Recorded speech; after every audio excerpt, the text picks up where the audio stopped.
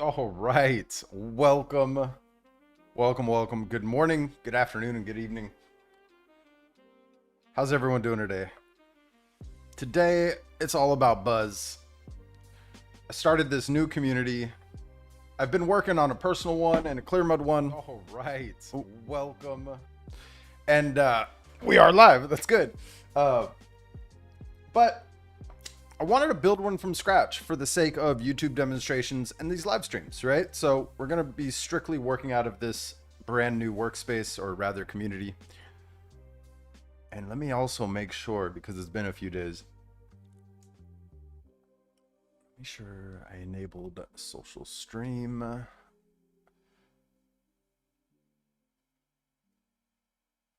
right, we are live there. Rather community. Here we go. All right. Yeah, it's like I don't stream on my normal sequence and then I forget to do a few things. What's up, Derek? How we doing today? Does it feel dark? I just feel like that light's not up enough.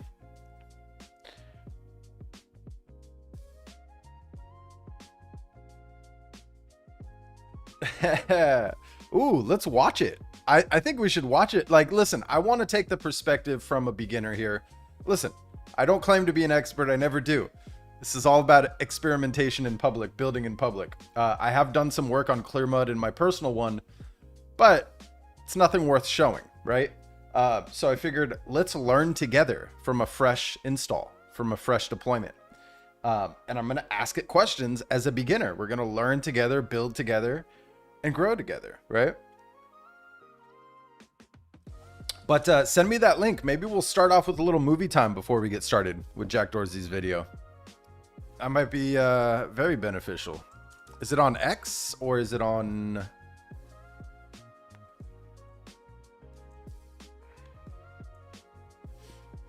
Let's go see.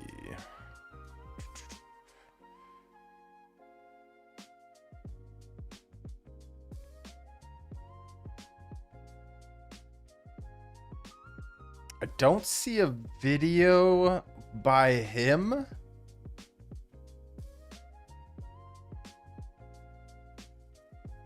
Unless I'm missing it.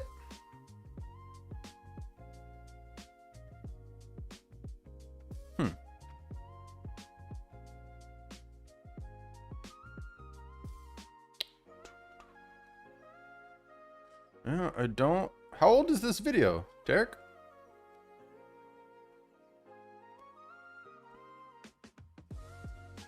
Yeah, like first thoughts, first impressions is I'm looking at it as a replacement to using Discord and Telegram, because I primarily use, well, Discord for community, but Discord for my agents. I have a private channel as well as Telegram, right? One-on-one DMs with my agents. I'm looking at Buzz as a direct just killer to that. I don't use Slack that often, but you know, it's being advertised as a Slack killer as well. Ah, okay. I did watch that Eisenberg one, and while it was good, it was all super surface level. I think what's his name, Vinny, he showed off some valuable use cases, but it wasn't what I was looking to learn, right? So we're just gonna start prompting here. Now, one thing I have noticed is by default, you have to tag an agent. Otherwise, if you try to message, let me see, can I increase magnification for everyone here? Yep, I can. Beautiful. I think that's a good size right there. All right, tell me about yourself. Tell me about Bumble. Tell me about Honey. Why should I use Buzz over Telegram or Discord or Slack for that matter? Keep in mind, you know, I'm a big heavy user of Cloud Code in the CLI, Codex in the CLI. I use the Codex desktop app by ChatGPT. I also have my own Hermes and OpenClaw systems in production. Talk to me. Sell me on Buzz.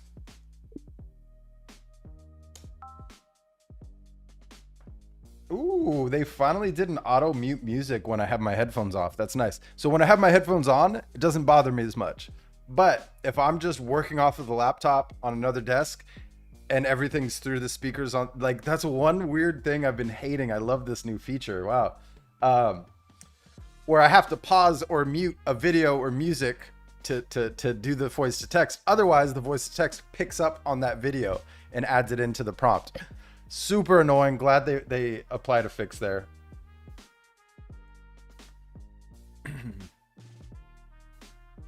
See, so this is a thread in welcome. Okay, got it. Now I did enable this Pulse projects agents. It looks like if you enable it within your dashboard here, it enables it across all of the communities that you form. I enabled it for the other communities, and I noticed that it's, I think by default, you only see inbox and agents, if I'm not mistaken.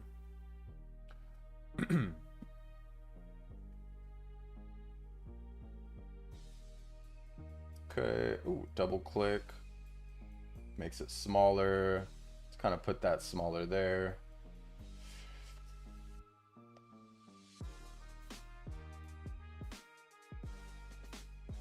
So Fizz takes a vague idea, turns it into a plan with owners and next steps, scoping, decomposition, deciding shipping. I'm also router. I know what the others are good at and pull them in so you don't have to think about it. Okay. Research comparisons. Does this library actually do X? What changed last month? Okay. Honey, words, docs, reads me, announcements, turns messy notes into something readable. Okay. Some basic default starter kit agents. Not bad. Why buzz over Slack, Discord, and Telegram? Those are human chat with bot API bolted on the side. The bot is a guest, no memory between mess. Yeah, I have noticed that to be an issue. Unless, of course, you configure it differently within OpenClaw and Hermes, right? With my agents, I have like a end of session cron and summarization to where it logs everything discussed in a given day or a given week, and it summarizes it in the end of the week, but that's not by default. And it's not perfect, but it's good enough. No file system, no way to hand work to another bot.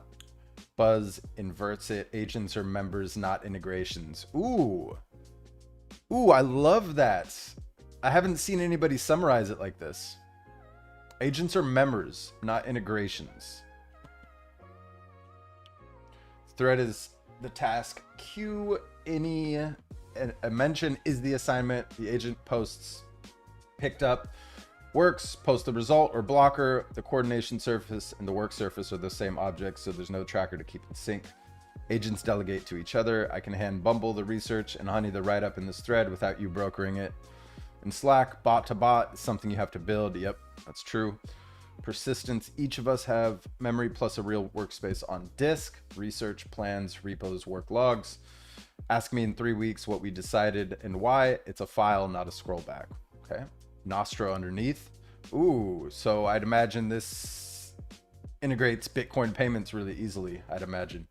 Identity is a key pair, not a workspace seat, no bot tokens, no per org app install, no platform terms of service, depending on what your agents. Ooh, yeah. I mean, that's also a big selling point right there, right? This is an open source solution that is on your machine, right? You're not reliant on Slack staying online. You're not reliant on Discord or Telegram not having outages, right? Another great selling point. So two that I've already seen. Agents are not members. Agents are members. They're not integrations. And then obviously we're not reliant on Slack's terms of service, Discord's terms of service, and Telegram's terms of service. And Uptime for that matter. Love that.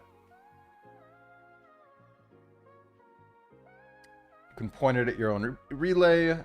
Given what you're already running, that's the part that should matter most. Hermes and OpenClaw can hold buzz identities and publish to the same channels as this hive without asking a vendor for permission. Okay, I will admit, I've spent more time connecting OpenClaw to Clearmud. It's not as seamless as I would like, I'll be honest, but it works, but not as seamless as I would like yet. So that's why I wanted to just start fresh with these videos. Maybe we'll build out a completely separate community, not community rather, just operating layer within Clearmud through Buzz. We'll see as time progresses. You know, I've been playing with it, every day for the past 3 days between those two communities. And I'd like to spend more time on it, but you know, I only have so much time in the day. Let me stop reading that real quick. I have set it up, but haven't done anything yet. It's quicker, slower in responding than an agent in Discord. So just as fast. I don't see any delay. The way we do have to connect it to the OpenClaw, you have to set up OpenClaw ACP, the receiving end, right? It is a little bit of a back and forth. It's not a quick pairing token solution, at least not yet. I'm sure that will change. But it does work. But for me to like, yeah, I'm not at the point where I want to integrate each and every one of my agents as I've built out in MuddyOS and in all my other channels yet. I'm more so building a team within Buzz and then allowing them to communicate with OpenClaw and Hermes. That's how I'm utilizing it at first, because I think in future updates, the integration, as well as OpenClaw and Hermes, improving their end so that they make it more seamless, right? To connect to Buzz, or to integrate into your Buzz, right? I think once we get to that point, I'll start to rely on it more and more, but we'll see. I'm still very much playing with it. We already read that. Where it sits next to what you already use is excellent and single player, one terminal, one session, thermal, invisible to everyone else. Same for codecs. Buzz isn't a replacement, it's a layer above. Okay. Yeah. Doing a work a human can watch, interrupt, I'd fly it with durable record. The test, I'd apply. Could someone else read the channel next month and understand what gets done by whom and why? In a terminal, no. Here's the default.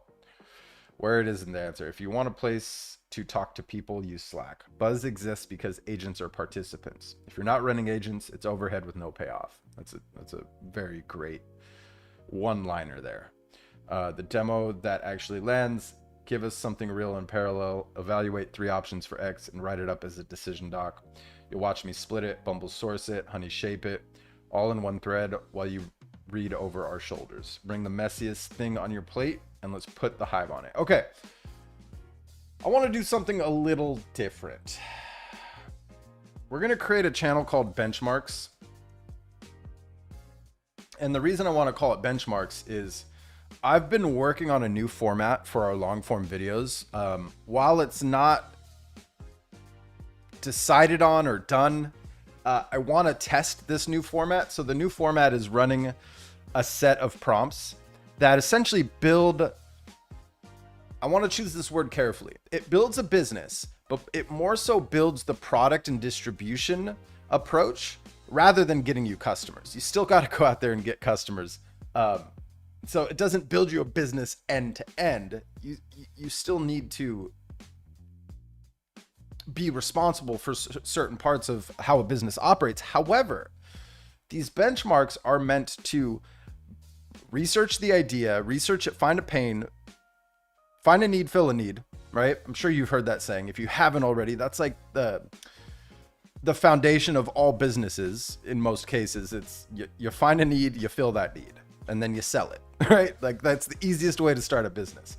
So we do that here, and then we build the idea, then we run the layer behind it, and then we create demand. So this helps with prepping for distribution.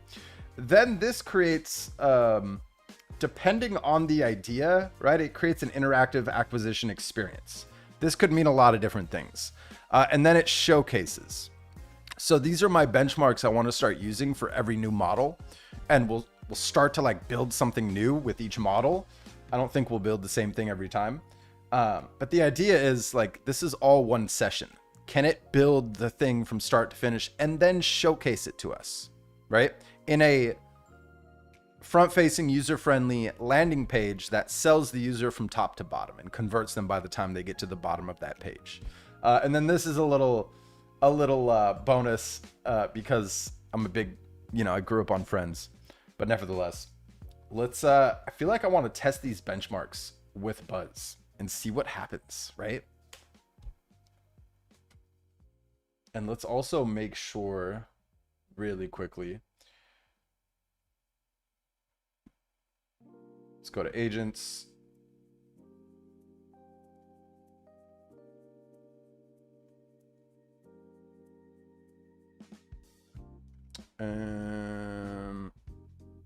There should be a way to default.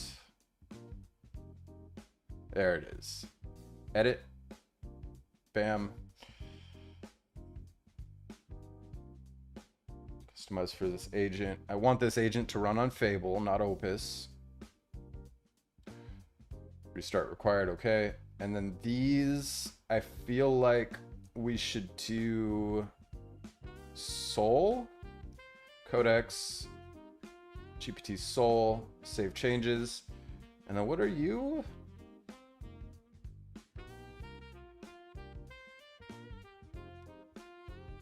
I feel like this could be Fable as well. Bam. Save. All right. I have to restart the app itself or restart? Oh, I just restart the agent. Got it. Bam. Bam.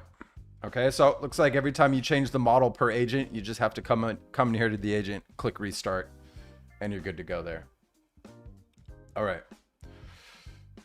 We'll get into creating an agent at some point.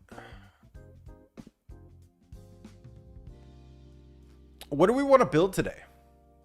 I want to get some feedback from the community here. What do we want to build? I have an idea as a fallback. But what do we want to build? Let's think about it.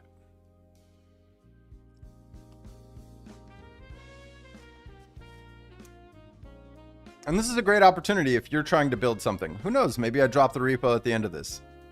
And we're also going to test as well. So some other key notes that I've gotten here for Buzz is it's like, it's not only for team chats that collaborate with your agents, but it's also a code collaboration tool as well. So I'm seeing some claims that it may very well replace GitHub at some point, right? As well as project management, AI agents. But I don't know about that claim with replacing GitHub, but I really want to test that perspective. Thoughts on building something with marketing side of these agents? I feel like that's the go-to, right? That's, I believe that was like, elaborate a little further. Do you have something you need built for your business, Derek?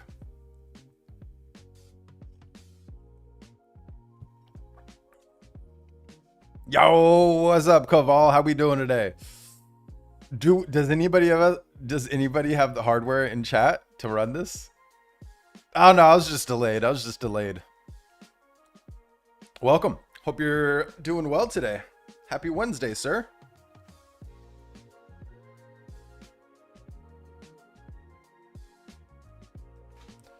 Hold on one second. I just got a message from mi madre.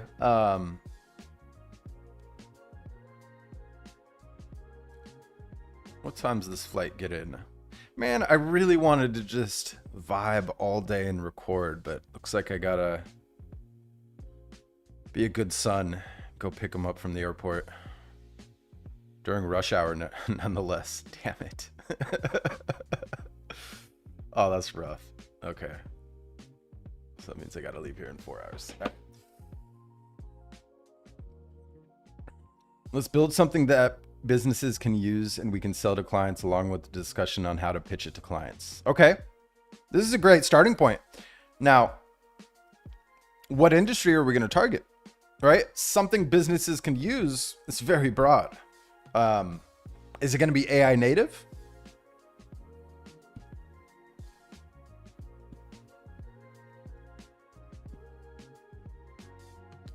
Ooh. Okay. This is an idea right here.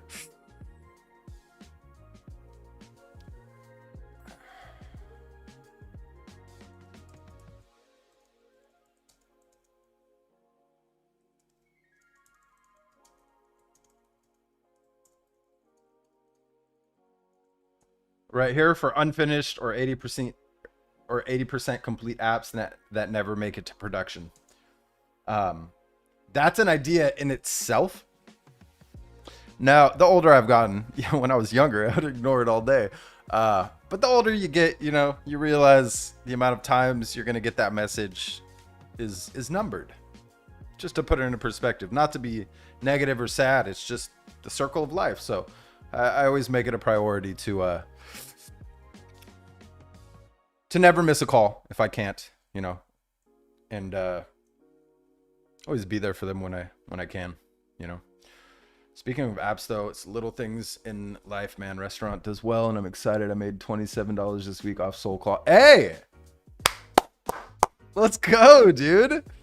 Fuck yeah. You have been Derek here has been shipping like a madman. Like shipping like a madman. And I love to see it. I want to see more of this in the community. One thing I'm very excited for, that this has kind of been on the back burner just with the amount I have on my plate. I'm rebuilding the approach, but this is the fun one here.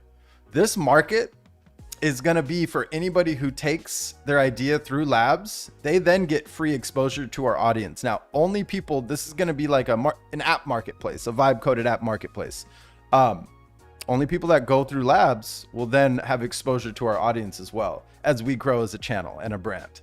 Super excited about this little perk within labs, but as I mentioned, it's I'm not working on it as often as I would like, because listen, my primary goal here is not to make money. Sure, long term, yes, ideally, yes, but if my sole concern was making money off of these views, I would be working on this nonstop. But that's not my goal, right? My goal is to build in public, grow together, learn together, give everybody opportunities, and just have fun along the way. Yeah.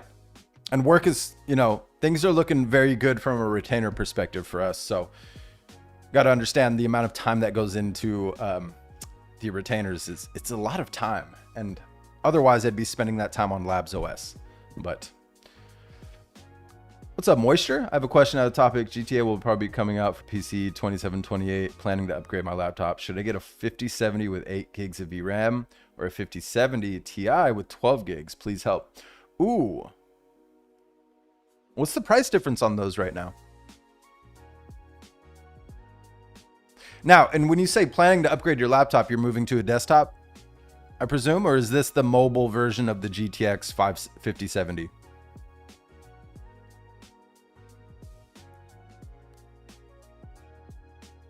Yeah, listen, I think by 2028, prices will start to see a decline. I'm not saying it's going to go back to normal, but right now, over this next year and a half, prices, I think, continue to either stay where they're at or go up. I think if anything, they go up. So if you're only upgrading for the sake of the game, you run a risk of it being released before you upgrade, right? But I think prices start to be a bit more generous towards the end of 2028. Just a hunch.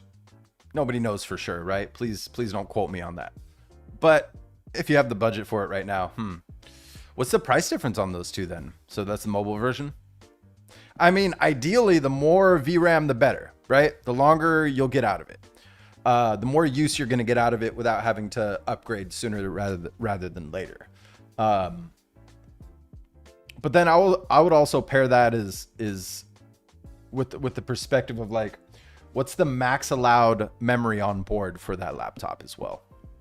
I would go with the pairing that allows the max, not saying you should max it out of the gate, but the main board that gives you more memory long term and more memory VRAM wise, I think is the move there.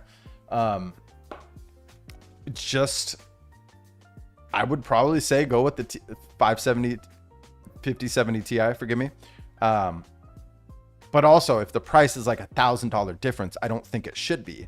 I may tell you to go the other route, right? Like if the price is absurd, but if it's a manageable climb up, why not?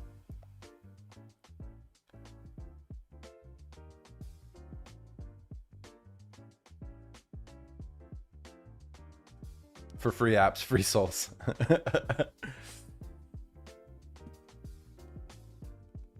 let's go back to this one here. Now, Koval's saying, let's see.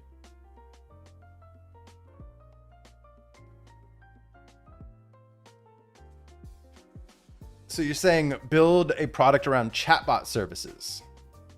Now, chatbot from a customer support perspective, or...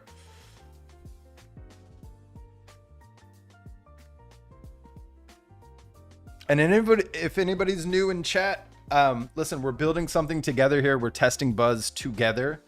And this is the benchmark we're going to test right now. Now, the idea is still up in the air. But if you want to see me build something specific, type it in chat. Hey, good morning. Ryan, how we doing today? I know you've been, well, you talked about playing with Buzz. What are your first impressions so far? Have you also enabled OpenClaw ACP to link with your Buzz as well? I didn't like the amount of steps I had to take to do that with my current environment. I think it would have been a lot easier had I had OpenClaw set up on this machine. But I did have to do more steps than I would have liked to, you know.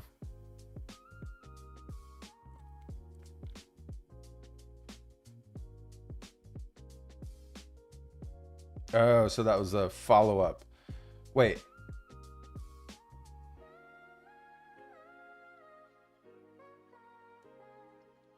Okay. For some reason, that message before, I didn't see. It just didn't show it to me. So I got to keep an eye on this one now, because my chat, for some reason, didn't show that message. Interesting. So let's try to target businesses which people are not aware of AI that much, and we can sell them services through chatbot like law firm. We help them with chatbot agent to do document summary, personalized memory per employee, and overall chatbot services to get information when needed. Okay. How would that differ? I'm not opposed to this idea.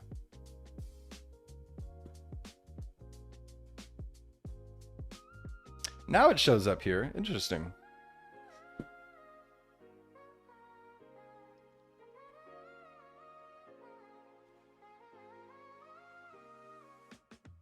So the product is a chatbot, essentially, is what I'm understanding here.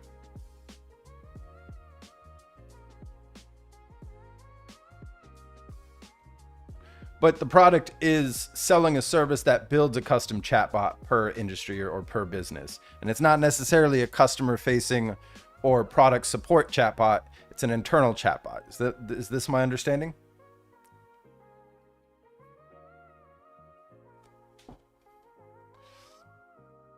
Oh, okay. I've been working on finance tracker app, Drupal consulting side gig, and other stuff still on the radar, but I also don't have significant payoff for my day-to-day. Don't see significant payoff for your day-to-day. Roger that. Roger that. Yeah, I'm trying to explore whether or not am I going to sunset Discord and Telegram and use Buzz to communicate, not only use Buzz as Buzz within my communities that I've built for myself, but use it as a primary hub to communicate with my OpenClaw and Hermes agents. That's something I'm still experimenting with. I'm not quite there yet, but that's something I'm exploring out of the gate. Okay.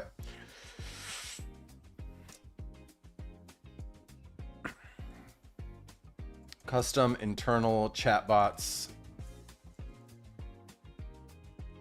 for employees, starting with law firms.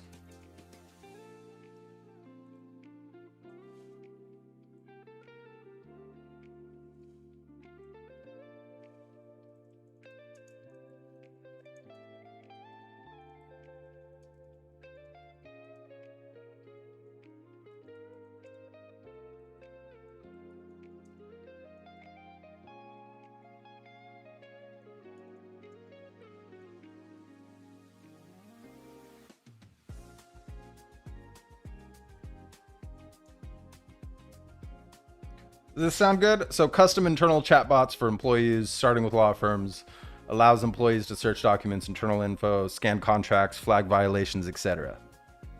Is that the gist of what you want to see built?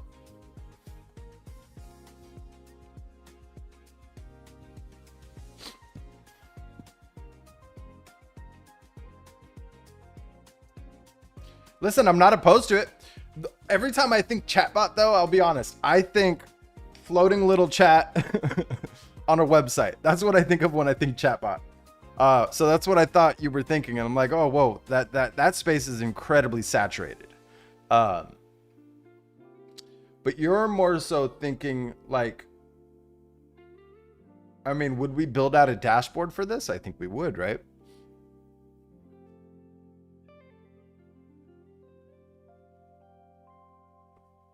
I'm just waiting on you to confirm before I proceed with this.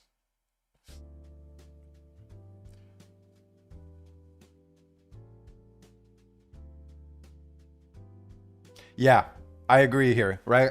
It's like if you see the opportunity of Buzz becoming the go-to and then thus removing the need to use Slack or Discord, that would make more sense, right? But if you're not seeing that, if it's adding friction, then yeah, don't even spare time type stuff, right? Play with it in your spare time.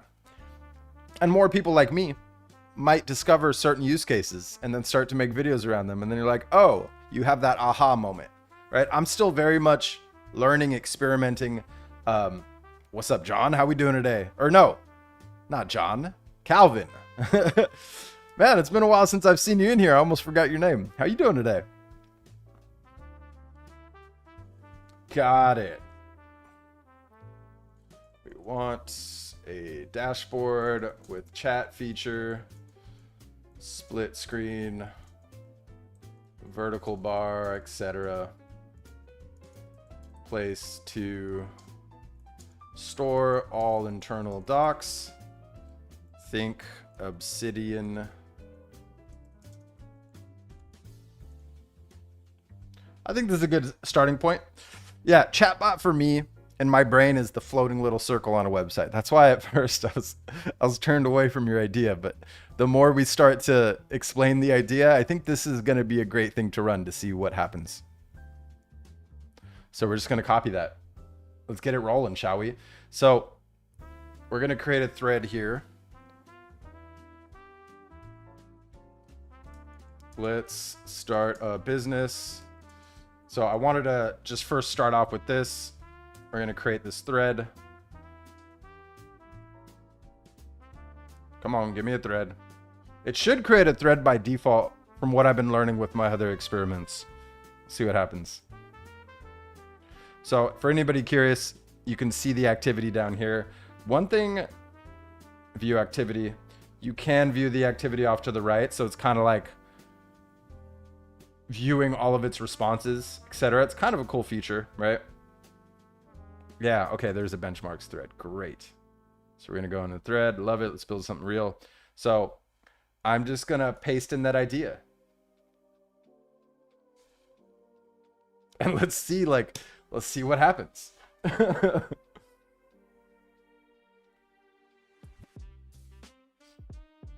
Hey, good to hear. Good to hear. Been going hard on the market. Hey, all good. All good. All good. You know, I understand. Listen, we're all living our own lives. We all have our own schedules. Things come up, you know. For Monday's live stream, I could have sworn I said something on Fridays to let you guys know because I already knew that I didn't take the day off by any means, but I did golf with a client. And some might consider that a day off. It was a tough course, man. I also went into the course with my back, my arms, my chest, everything sore. Even my legs, like full body sore. It was a horrible idea. Tough course. So I was even more sore the day and now 2 days after. It was crazy. Lesson learned. Don't go hard in the gym a few days before golfing a long, tough course. A physical demanding course. Okay, nice. Yeah, I think we're, what's weird here is I want to jump down. I feel like we're getting cut off here. Picked up, building this now. Yeah, let's go to the activity. Wait, I'm curious. Does it split again? Oh, I would have loved it if it did like a triple split window here. Oh, that'd be so sick. That'd be so sick, right? Having like your default chat, your thread, and then viewing activity in a triple split window.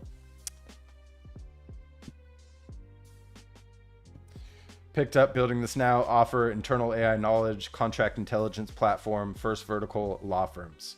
Product, browser local dashboard, chat over firm docs, Obsidian style document vault, contract scanner with violation flags, split screen layout, stack, official Shadecn monorepo, React, TypeScript, Tailwind.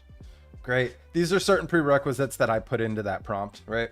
Shared packages for brand tokens, domain types, demo data, so we can extend later. Brand, I'll create it, names, color. Yep. So this benchmark I created, I'm going to start testing across every new model. And there's a lot of verbiage in here that is going to allow us to then witness how a model interprets the brand and how to position that brand. I didn't write don't produce AI slop. I really want to get away from having to put that into my prompts. So we didn't do that, right? But we did say deliver a polished browser local result, make reasonable product, creative UX and technical decisions yourself, right?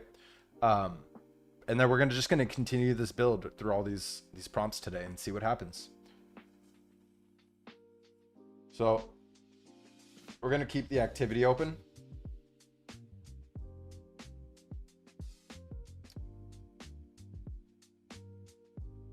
I gotta say, it's a great logo. I want to see that triple split. Please do it. So we can show timestamps.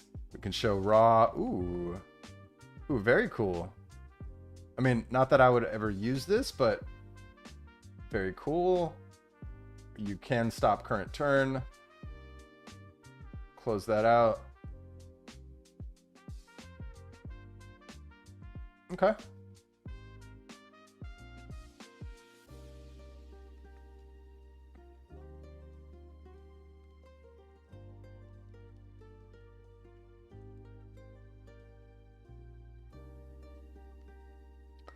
Look like a guy who has sleeper build. What's sleeper build? What were we talking about? I was talking about split screen. Oh, we were talking about golf. I'm not the best. If I were to measure my handicap, I'd probably be around a 20, maybe 22. That's, nothing special. I'd like to start breaking, 90s and getting into the 80s consistently, but I'm consistently a 90s shooter, yeah. So high 90s shooter. Don't get me wrong. I've shot low before, but it was like one of those days where everything was just working for me,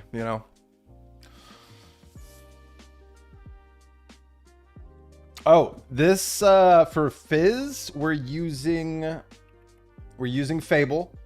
For Honey, we're using Soul, and for Bumble, we're using Fable. And then I did create a Dexter. I haven't started using him yet. He's not a part of this channel. Ooh, okay, cool. So as we kind of multitask a little bit more,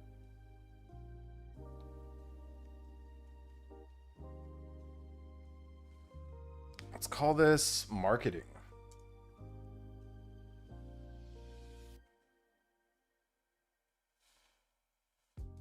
I don't need a description for that. One thing I'm curious on, like, very curious.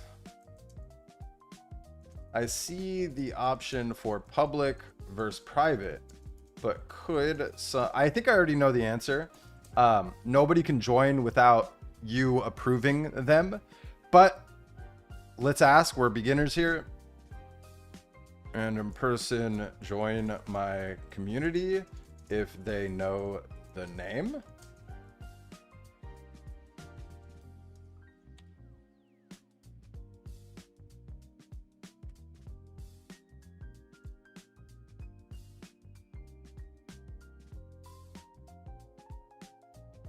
Oh, I appreciate it, Cabal.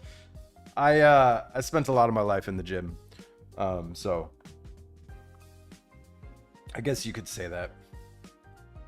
I'm very past the era of taking pictures with my shirt off though. That was the younger me, college me.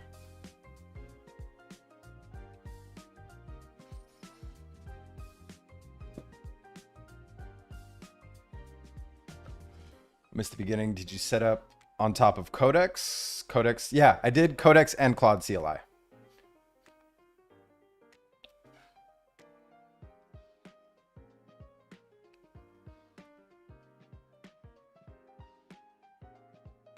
But cool, like, I mean, look, we can get a lot of things rolling at once. This is great. This is awesome. One new reply. Great question, Marcelo. Short answer, no. Knowing the name is not enough to get in. There are two layers. Your community itself is gated by cryptographic identity, not by name. Every member connects with their own key and the relay checks a signed attestation. I need to start learning new words. Attestation. Interesting way of saying that. From the community owner on their events. A stranger who knows your community's name has no credential. They cannot connect, read, or post until they're actually admitted as a user. That's exactly what I thought. The public versus private toggle applies to channels inside of the community, right? So as you start to, like, let's say you're using this with your team and management wants to hide channels from lower level employees. That's what that function is for, essentially, right? So got it. Oh, good clarification if anybody was curious about that. Bam. Let's see what's happening here. I mean, they are just working. I gotta say, I love it. So instead of sitting here and waiting, what else should we do? I think,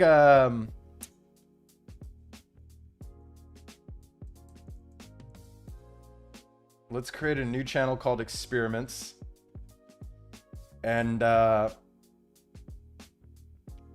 want to do this one. We're going to shout out Bijan. Shout out whoever shared Bijan's channel. I love how simple his approach is and his personality, his vibe. It's great. But I loved his prompt that he uses to recreate Seinfeld's kind of like environment or rather set. So I want to do something similar, but for Central Perk, the coffee shop and friends. So let's just have some fun with these experiments. And we're just going to paste that in there. We're going to tag Fizz because I've learned that if you don't tag them,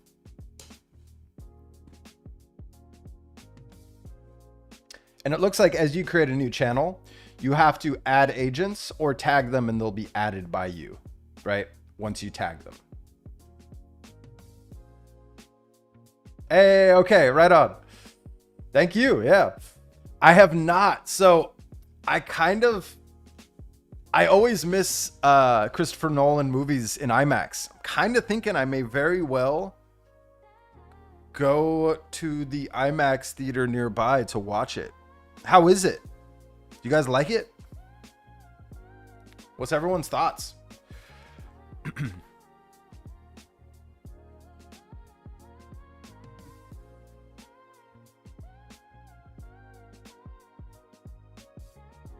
Okay, nice. Listen, Codex CLI, right? Is your Chat GPT 5.6 Soul. I use it quite a bit. I think Fable for planning, Opus for planning, research and planning is the go-to. But when it comes to implementation, listen, with a proper PRD or a proper technical spec sheet, GPT's 5.6 Soul on high is my favorite. Yeah, that's like my common use right now. I'm still, from a Clearmud perspective, I don't have an answer for you yet. I'm still very much in the experimentation, exploration phase of it. And that's what today's live stream is all about. We have a fresh channel and we're just exploring together. We're learning together. Any questions we have, we ask Fizz and team. I got to say, I do like it. But for Clearmud, I'm looking at it from the perspective of, can I replace the need for Discord and Telegram? Can I route my agents through here? Is it going to be better? Can I essentially remove having to utilize those two apps, right? Except for, of course, our community, which I will always stay in Discord for. But if I could take all of that away from Telegram and Discord into Buzz, I'll love it more and more and more.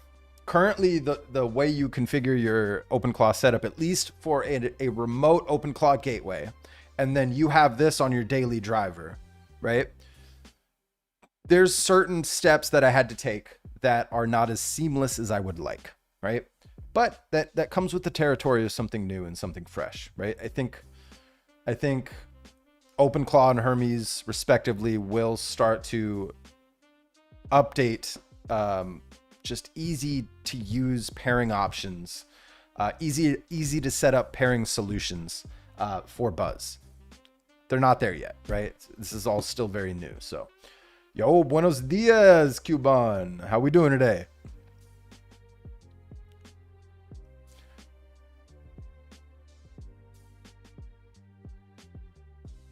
Okay, nice. I've never been using fast mode, to be honest. I'm never in a hurry to build something like that.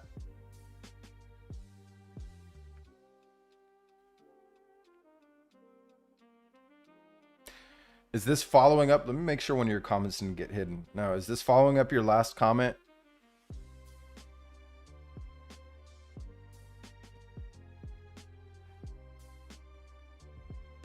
Yeah, it's like Slack, but it's also not like Slack in a way, right?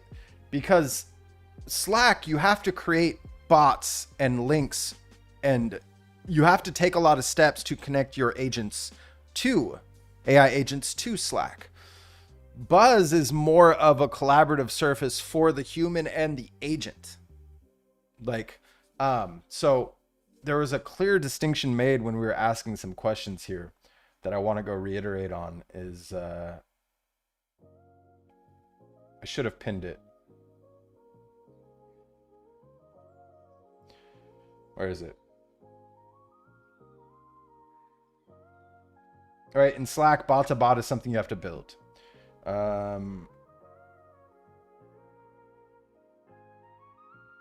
Where's that part?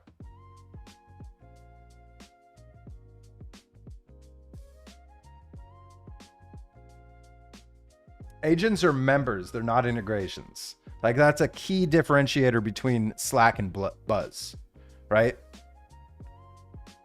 So like creating those rules, that video I did on how to have your agents talk to each other in Discord, it's completely irrelevant with Buzz. That's like, you don't have to go through all those steps in Discord.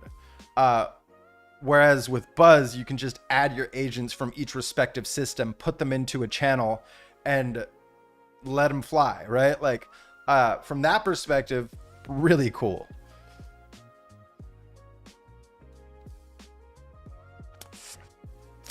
I don't keep tabs on all the new startups. I'm going to be honest with you. I don't keep tabs.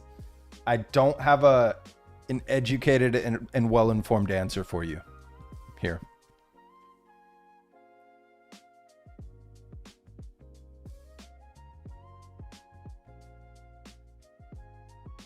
Oh, I meant to give an image, huh? Shoot.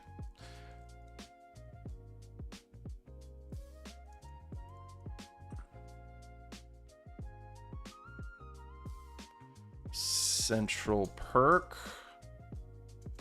Okay.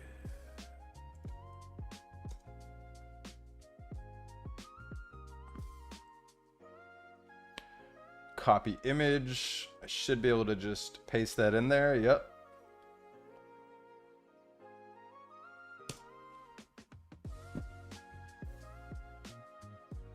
I think that's good enough. Let's see. Yeah, I think that's good enough.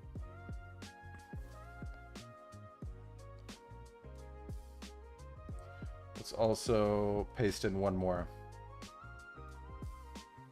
I'll give you 2 reference images.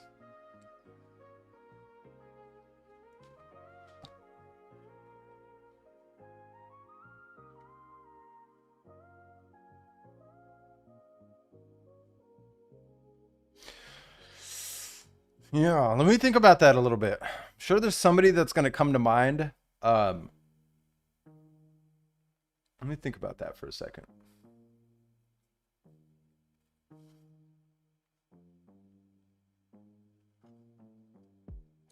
I mean, gotta love to see it. Our benchmark. I mean, it's just building the thing. It's just building the thing. Brand is locked. Looks like we did get a response 5 minutes ago. I didn't get pinged for it though. Did we have a 1 there? I don't remember seeing that.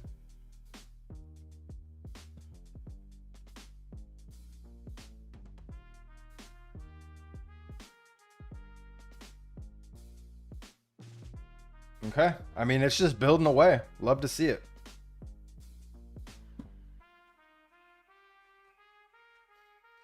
Yeah, occasionally Overwatch. And then I might start dabbing back into World of Warcraft for fun. Just like 1 or 2 days a week with an old guild that raids with all the new content coming out. But we'll see. It's a matter of if I have time.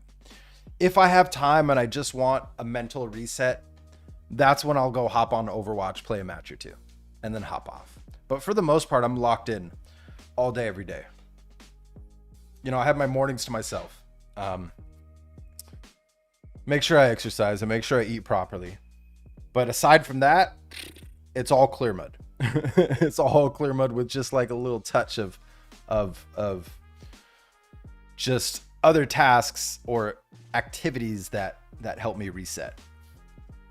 I appreciate you, Calvin. I don't know why I keep wanting to call you John today, but I'm glad I caught myself.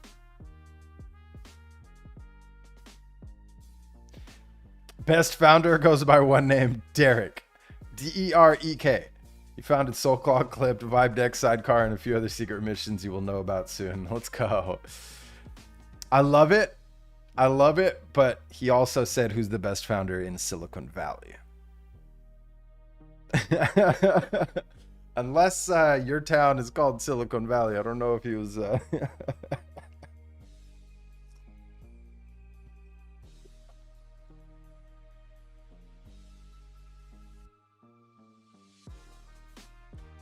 And let's go ahead and... I want to try a few things. Please analyze Clearmud. I want you to create a marketing plan for my YouTube channel. My name's Clearmud. My name is Marcelo, but the tag is Clearmud. I currently use this 3D avatar as my persona, but more recently I've been thinking about putting the avatar into the banner and putting my face as the avatar and then changing the front-facing name to Marcelo, but then keeping the tag Clearmud. I've also been thinking about doing the same for X. I want you to research whether or not that approach is viable or if I should just continue, you know, building this brand as is. You're going to notice on X, we stopped posting as consistently because it felt repetitive. I'm currently working with my OpenClaw system and a new bot I developed called Xavier, who's going to be our kind of X person moving forward. But I want to take a more thoughtful approach to how we present ourselves on YouTube and X. And I'd also love everybody's feedback. Now that you know this is on my mind, I have been thinking about it. It's not for sure. I love this 3D avatar. Don't get me wrong. My guy Derek is on his business arc. No one is near in shipping to him. Yeah. Merrimack. I thought he said Merrimack Valley. Oh, nice, nice. Yeah, see, and it's good to have an outlet. It's good to have some little thing you do to just stop the work and just exercise the brain in a different way.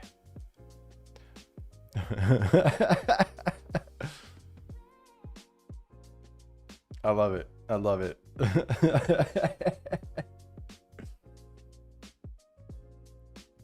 I wish the thread stayed open as I'm navigating between I guess I understand why they don't. Okay, it does have the little ones when it's ready.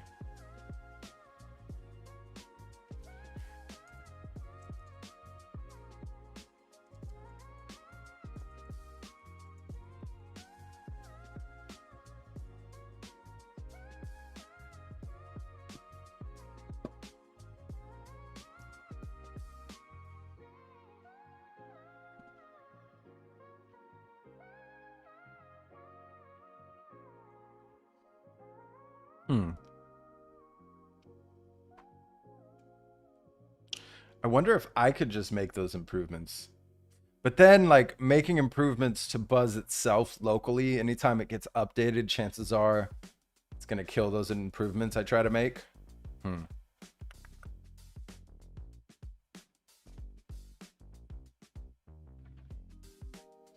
we doing? Let's go see. Ooh, looks like we can preview.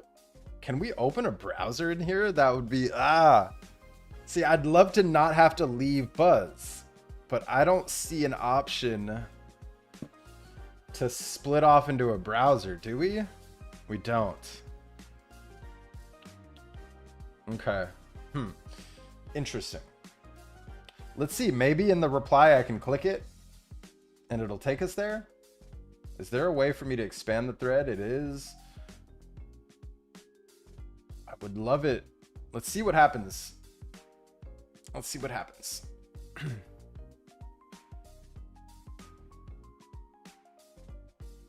Can burn through a whole limit in an hour though.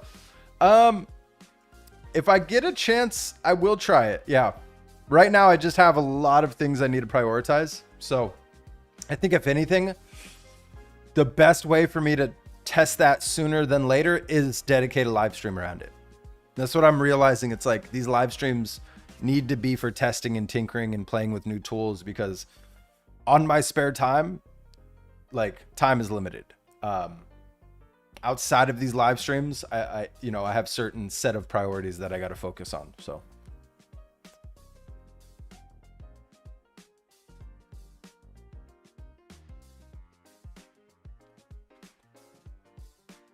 I also need to stop touching my face. You guys should shame me every time I touch my face on stream. All right, we're going to take a quick bio break. BRB.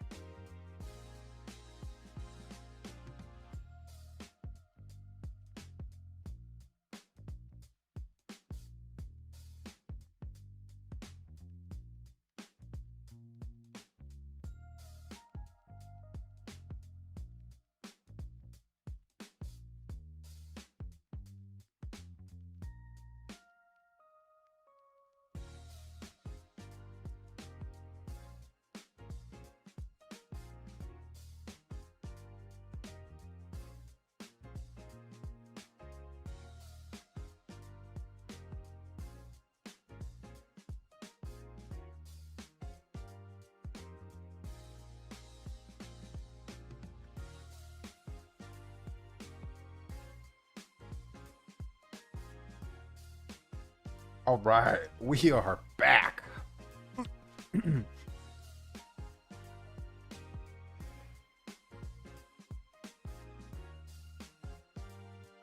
Look at this. I mean, it is doing the work. Love to see it. I'm guessing it's building everything with Fable, though. Right, because we didn't set up an agent for engineering. Like, if anything, in this case, I'd want to set up a Jack agent to be our engineer. Let's go ahead and set that up. Agents, bam. We're going to create from scratch. We're going to call him Jack.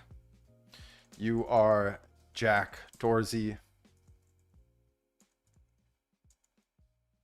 our lead engineer.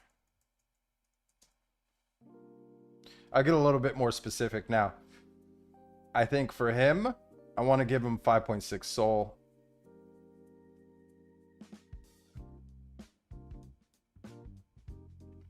Interesting.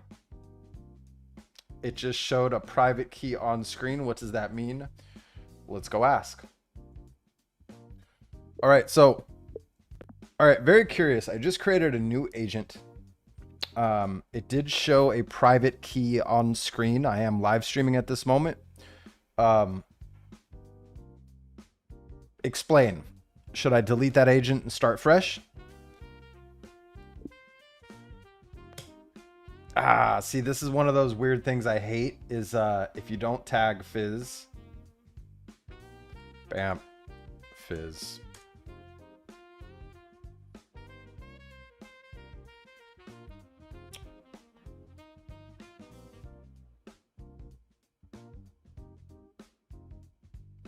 Not yet. Not yet. It's on my list. It's just like I'm saying, like on my spare time, I don't have as much time as I'd like to experiment with things. I have to do them on these live streams.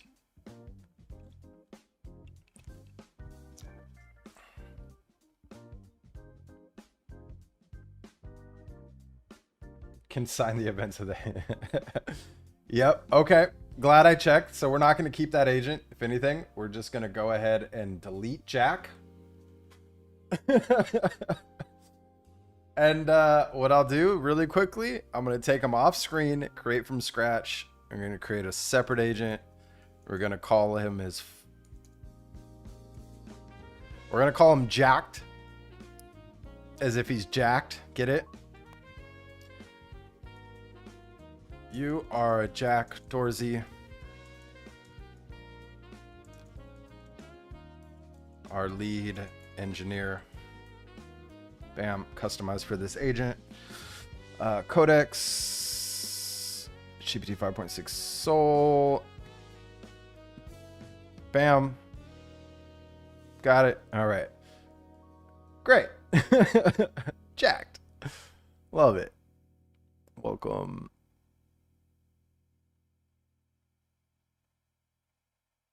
Keep the kiosk. Going forward. Yeah, if you guys live stream these types of builds, never expose a private key. I mean, the key word is if it says private key.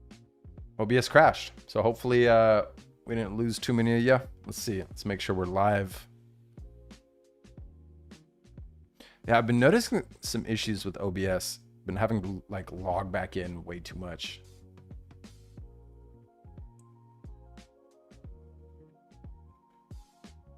All right, test. Let's make sure I can pin comments. I can. Great. We are back. Oh, we are back. Sorry about that.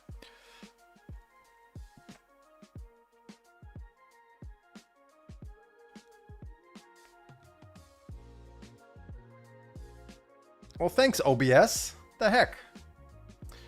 Now, I can't see... oh, I can see comments before the reset. Jacked Dorsey. So I'm that's actually a great name. Which countries have I traveled to?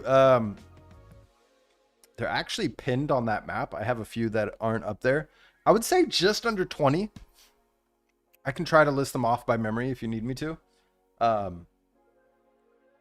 yeah, right around 20.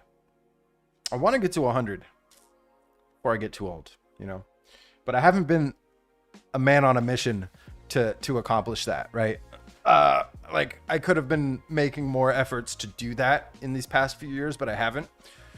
But like off top of my head, you got the Netherlands, you got Germany, France, the UK, London, Spain, Portugal, obviously. Trying to keep all of my countries in Europe first. I know there's a few I'm missing. Ukraine. Let me zoom all the way out.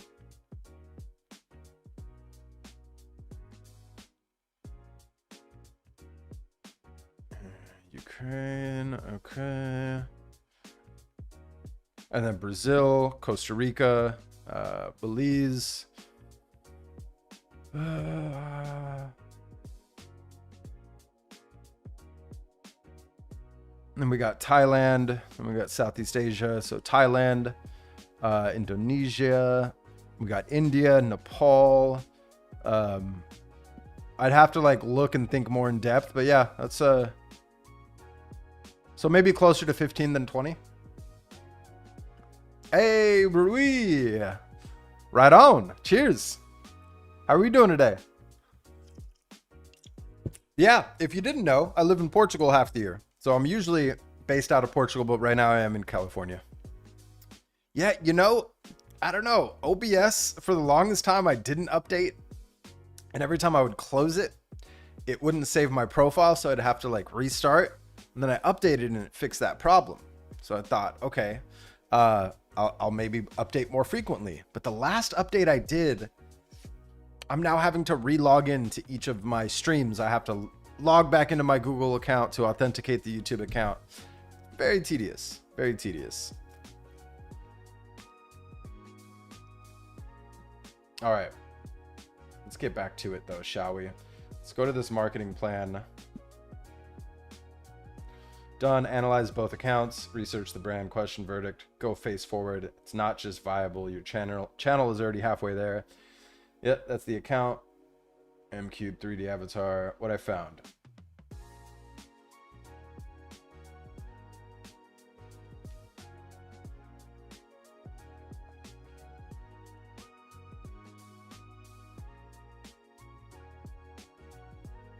Yeah. That's what I've been feeling, right?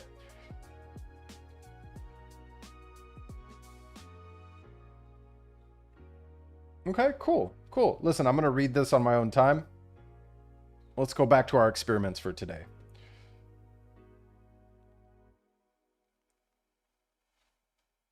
Okay. Wait, do we not have terminal/browser options in Buzz? Figured I'd ask. Looks like we don't. But I think those two.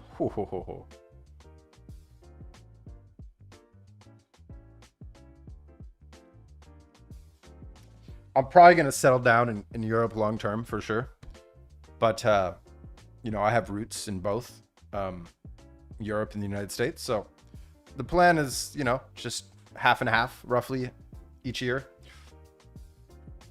I'm not strict on that, right? Sometimes I might be here for a full year. Sometimes I might be there for a full year. But one thing I will always be in Portugal for is olive harvest. That goes without saying. Like every kind of October, November, December, I'm going to be spending in Portugal at the bare minimum. But then some years I might spend summer through the end of the year. Some years I might spend October through spring. Really just kind of just going with the flow from that perspective. Yeah.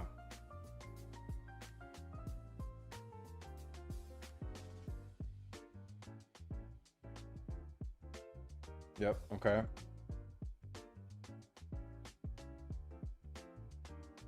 Okay.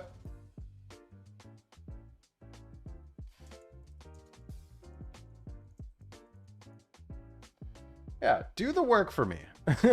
Like, don't go make me open two separate windows. Let me just open one window and call it a day.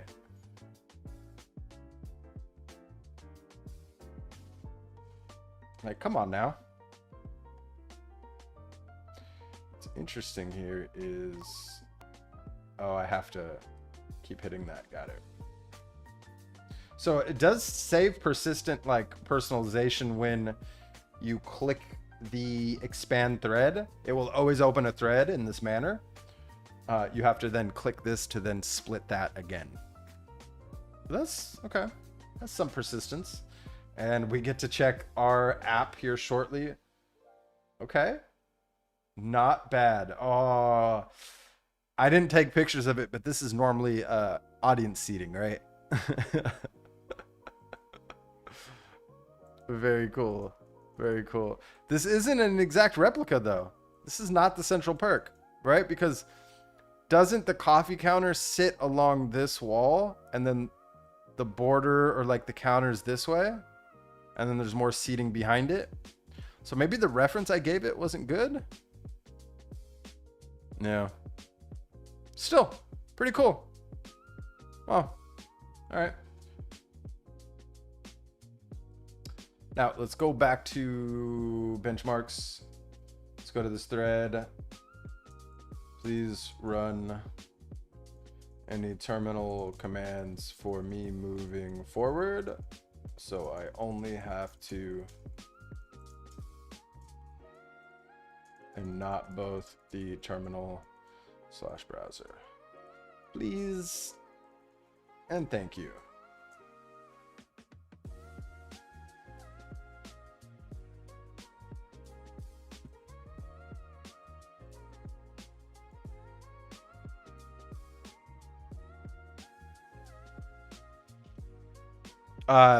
Yes, I do. Oh, that's a good question. Let's go check, shall we? Where is it right now? Error. Oh, and you guys get a little sneak peek of Clearmud's new website there. Let's go check, shall we? Let's go to mail. Let me pull this off screen really quickly, because it doesn't look like we're logged into the right account. We are not. Let me add Clearmud Labs. What was the password there?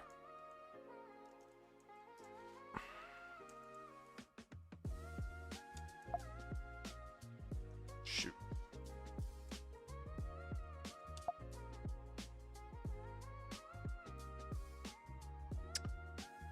I'm gonna be honest with you guys. I'm not sure what we what we set the password as. I have too many passwords. Okay, I'm in. That's too funny. Nope, looks like nothing. Looks like nothing. We see sent. Let's go check spam. Nothing. Yeah.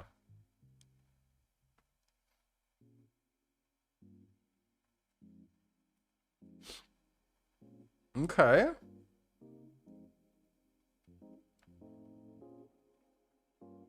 This feels like this is a very Claude designed front end. I just can already tell. So it built the thing. Go see it working first. Here's a cool dashboard. Ah, see it working first. Looks like we can't expand that.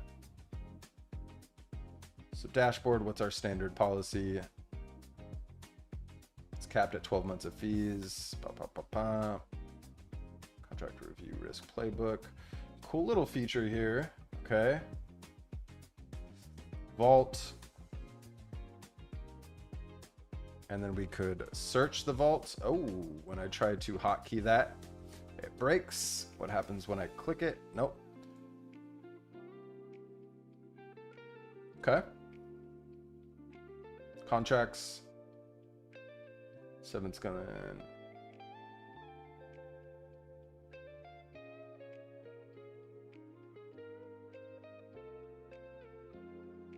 So it sources where it found that from, or what caused the flag. Okay.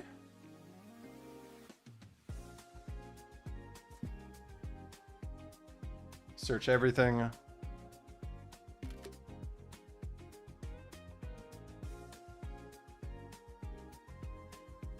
Interesting. Why didn't that just drag on there?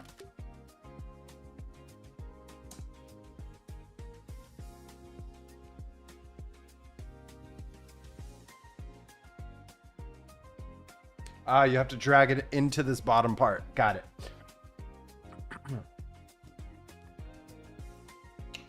I mean, we checked everything. So I like it. I like it. Listen, I mean, it did the thing. I wish it went a different direction front end wise, but nevertheless, like it built the thing. Was this what you were looking for, Kaval? Yo, what's up, Sharma? How we doing today? Definitely not. You will never catch me with a password like that. Ever. Muddy, start hacking. Today we're not doing that live. I have been doing that in my Clearmud community. That's going to stay private, right? It's just for all my Clearmud bots in general, or agents for that matter. Today we're just experimenting with a completely fresh workspace. We're testing some benchmarks, running some experiments, had a marketing question. We're just kind of just playing with it and just showing the process of things that we discover. If we have a simple, basic question, we ask that question to, you know, Fizz.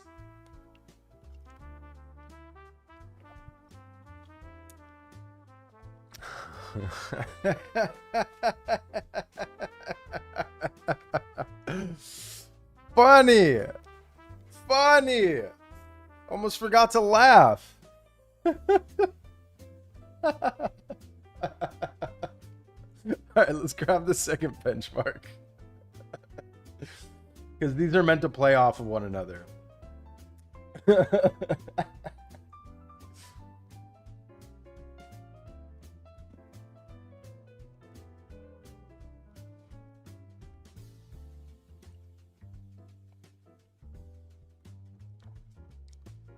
Should have, huh? Maybe. Maybe.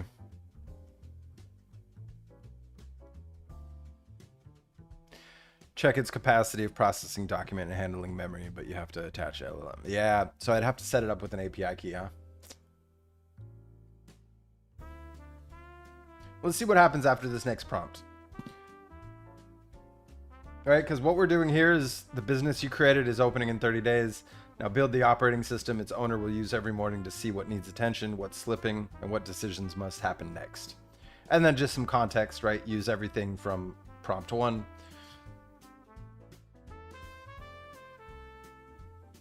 And then we create demand with this prompt. And we create a mechanism to help convert. And then we showcase things.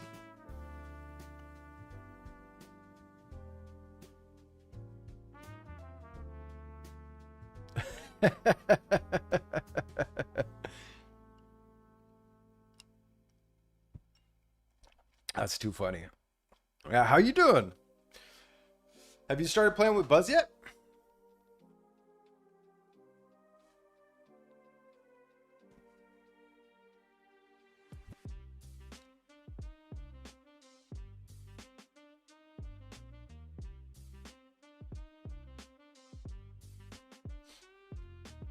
So, had a fun experiment. What other experiment do we want to run here? Whoops. Oh, when I hit backspace? That was weird. Why did it do that? Okay. So, if you don't type in... No, that's the weirdest thing. Okay. If you're not typing in there, hit back. That's weird. Okay. I want to finish reading its response here.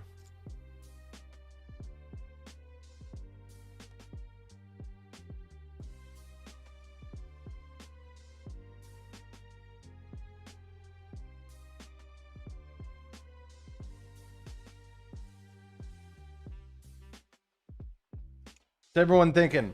I've been thinking about this for quite some time, and it's making more and more sense to, obviously, Clearmud's the brand, Clearmud's the business, but changing the avatar to my face, adding our 3D avatar to the banner, but then keeping the tag Clearmud.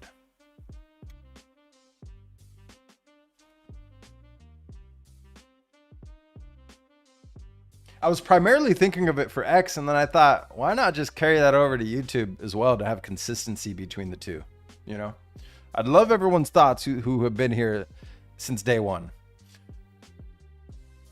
Oh, did they? Okay. Nice. Nice. We're going to have to check that out. I'm not going to set that up live. I'm going to set that up off air more than anything.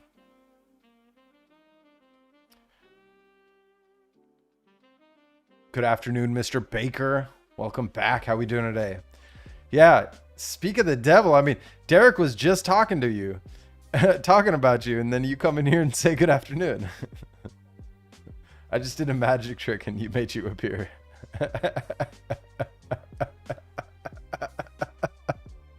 Really though. Here was Derek's comment. And then literally a minute later you show up. It's perfect.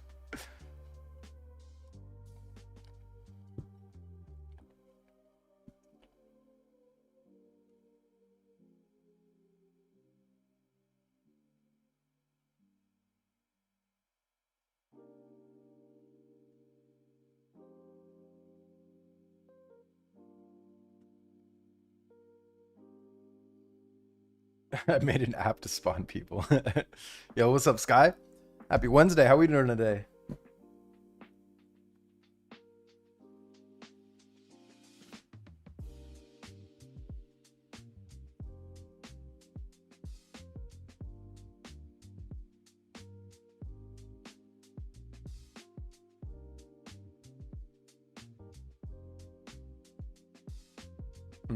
Okay.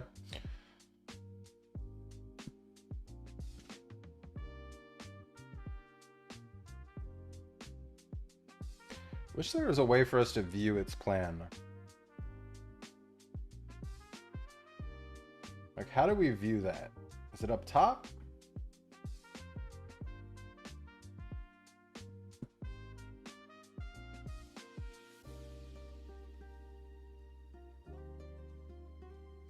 Oh, that's cool.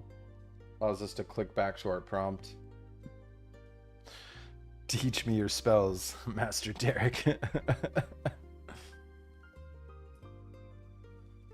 I'm doing well, doing well. Happy to be back streaming. You know, Monday was a nice day off. It wasn't a day off from life, but obviously a day off from streaming. But can't complain. Doing well. We're experimenting with Buzz today. I'm liking it so far. I'm liking it. So I've been working on the personal side as well as Clearmud side up here. I started this third community just for live streams and demonstrative purposes, recording videos, etc. So we started from scratch today. We've just been experimenting, creating channels, asking questions, building things, testing these new benchmarks I've created that I'm going to be running for each new model that gets released to kind of test its abilities as far as judgment, creativity, and effectiveness in building the thing, right? And it's essentially a 4-part prompt. Well, it's 5-part prompt. And then a bonus little recreate Central Perk. So I'm just running those through Buzz right now. And any random thought that comes into my mind, I'll post about. Out of all the people to summon, I am not the one you want. This is not the droid you're looking for.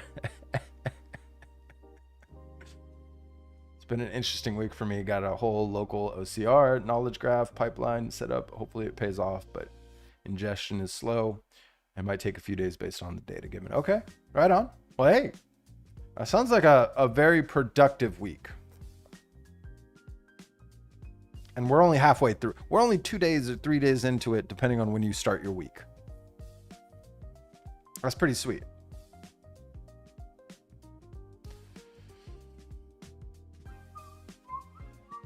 I'm wondering, can we kind of like pick up the pace here? Can we feed it the next prompt before it's done?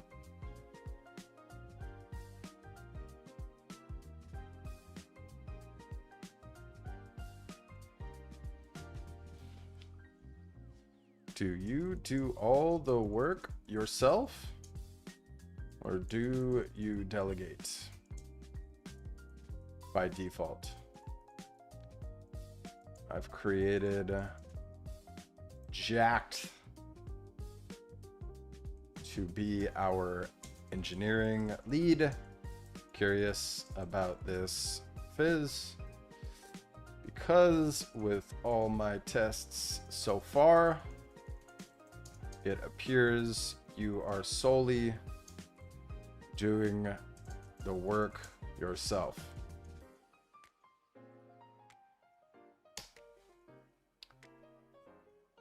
Maybe because I didn't add the other agents into benchmarks, so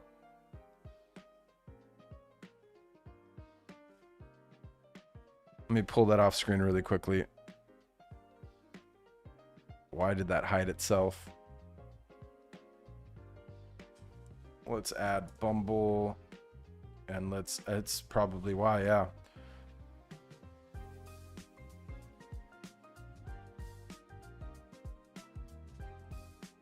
And then Honey, I think, is the last one, right? Weird little lockup when I try to add people. Add, and let's go ahead and add Dexter too.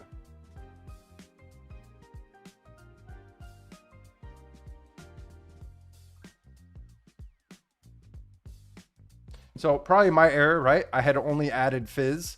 So maybe he was doing all the work himself because he didn't have access to all of the agents. Okay, great. I want Fizz's response, not your response.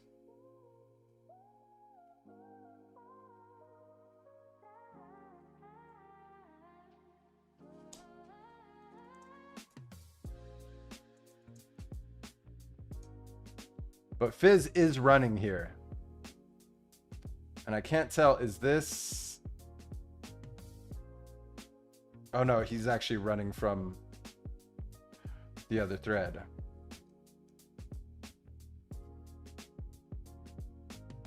It's weird as I pinned him in there, but nevertheless, let's see what happens.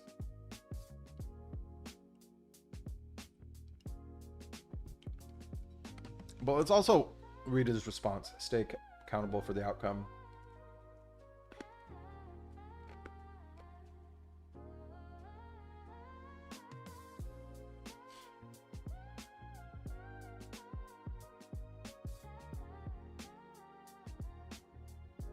Got it.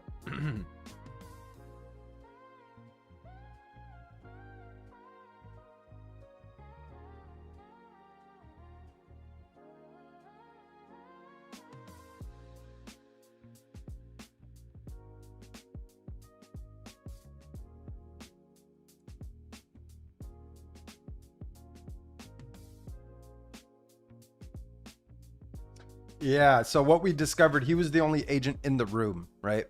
Makes sense. Makes sense. So there's nobody to hand work to, delegating mean has splitting up throwaway sub-agents to do what could have been faster in one pass. Yeah. And what's beautiful is it's not like he was locked up. We can continue chatting with him across what seems to be an unlimited number of channels and chats, right? So it's not like he's stuck doing that work. So it wasn't the end of the world, right? Beats a relay race. What I do, paralyzed inside my own session, fan out research. Okay. I added all relevant agents to this channel. As well, I realized that was a mistake on my part.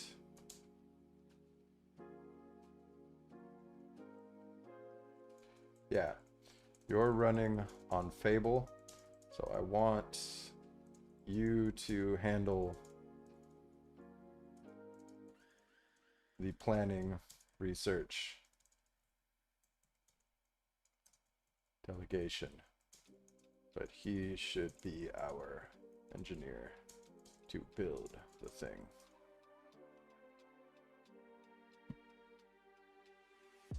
Okay, great. Let's go back to this one here. It looks like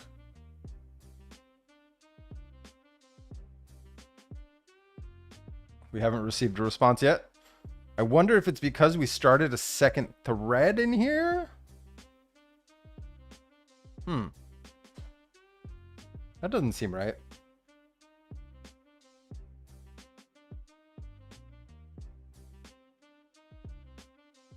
Let's be patient and wait.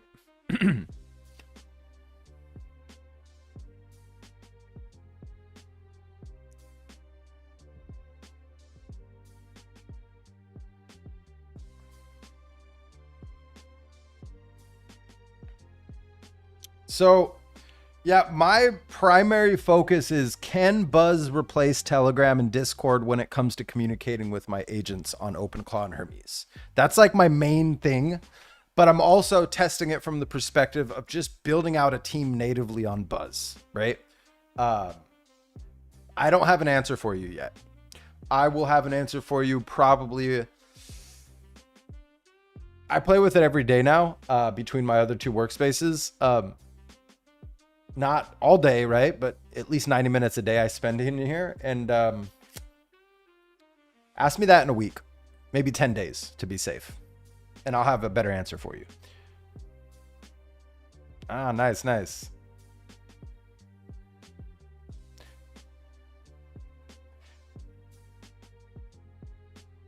Yeah, listen.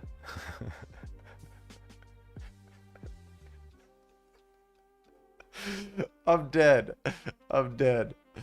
I'm gonna predict one person who's probably already said it or is gonna say it. Yeah, you know how I feel about new shiny toys. You know how I feel about new shiny toys. I still use OpenClaw more than Hermes, if I'm being brutally honest with you. I use Hermes for client builds, but for Clearmud primarily, I still predominantly use OpenClaw. I just love it. Like, it's not dead. The problem is squirrel brains, which I myself do have, but creators who chase attention and chase every new thing that's gaining popularity or traction will claim that this is dead. But do they believe it? No, I doubt it. I doubt they truly believe it. Listen, I can go down a rabbit hole and talking all about that, but yeah, you know me, I'm speechless with that type of shit. Excuse my language. Buzz, I think, will be a great bridge for mobile. Telegram gets too cluttered with Discord. Yeah, I gotta say, I love Buzz on mobile. I love the way it formats everything. The formatting, everything's digestible in my few days of testing. I love it. It's great. Mwah, chef's kiss. Great job on the mobile app development, Buzz. Or Block, rather. Liking it. Listen, I'm liking it. I'm liking it. I'm liking it for sure. Yeah. And this is, so I'm also noticing parts of this desktop app I wish were a little bit more mature. So we'll see. We'll see. But I'm still very much testing it, right? So one thing I've learned is once you connect your OpenClaw, you run OpenClaw ACP, you might have to run a few prerequisites on your OpenClaw server or host or wherever that's running to then link it to Buzz, or Buzz to link vice versa.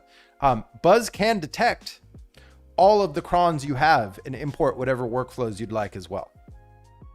I'm still like I said, like, I don't have too much to say from the perspective of, is it going to replace OpenClaw? No, but can it be a home for my OpenClaw agents? Yes. Can I finally have one place that I love spending the most amount of time in? Definitely.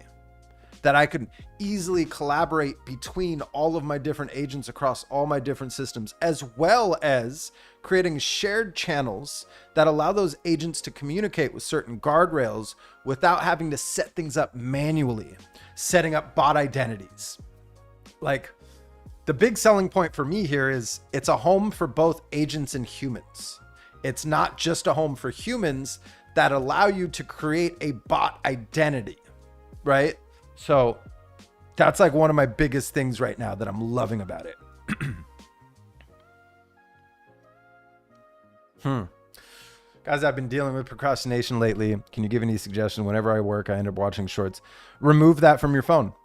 Remove it from your phone. Remove every social media app from your phone. Start there.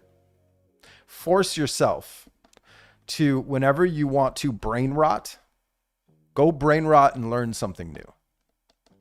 One new thing. That's what I would say. Remove all social media apps from your phone. I've done this countless times.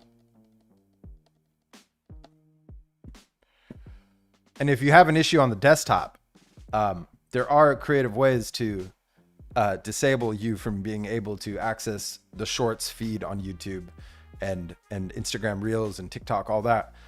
But it's just, I think a lot of it is just, yeah, I guess we're all different. We're all different humans.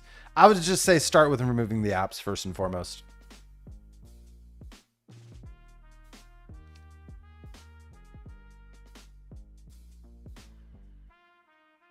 One sec. Interesting. Yeah, there's also people using the Pomodoro timer method that I don't think 25 minutes is enough personally. I like 90-minute time blocks where all notifications are off and I'm just tunnel vision focused on whatever it is that task is. You just got to set yourself up for success. You know, maybe no music in the headphones. Sometimes I have noise canceling headphones with no music, just so I'm in my thoughts about what I'm working on. So hopefully that helps. Yeah.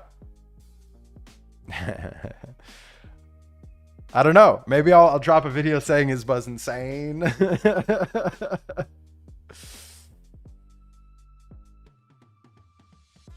Yeah. No, yeah. And you start to see who's in the market, whose job it is to just push hype versus actually thoughtfully exploring and testing something and sharing your findings. I mean, you see that with time, right? Yep. Yep.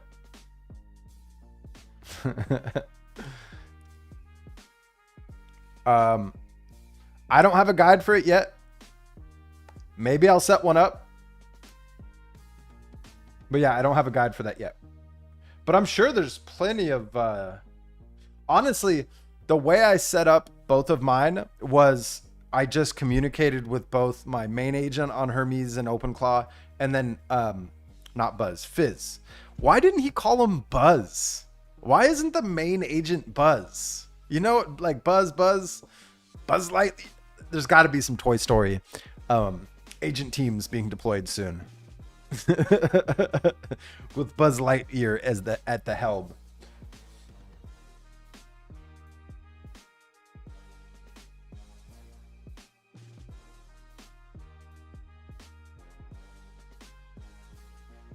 Okay, views, ops, morning brief.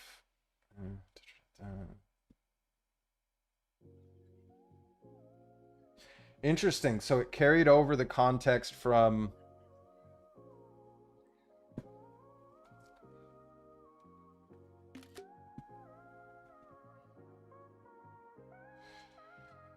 So I'm very curious. I started this new thread in this channel and I tagged you, and it looks like you stopped replying to the original thread where I said, let's start a business. And I was going to feed you a chain of benchmark prompts.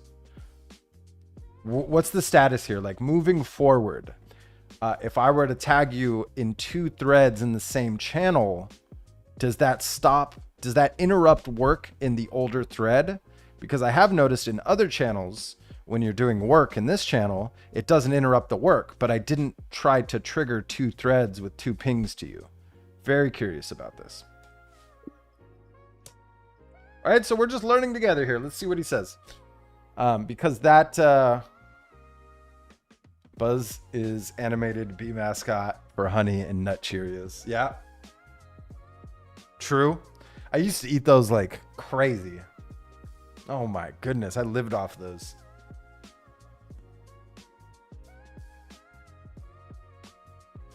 Now, the real hack. Did anybody ever try mixing Honey Nut Cheerios with Cinnamon Toast Crunch? Listen, I haven't had cereal in maybe 10 years now. But when I was a kid, when I was young, that was like my go-to combo. Loved it.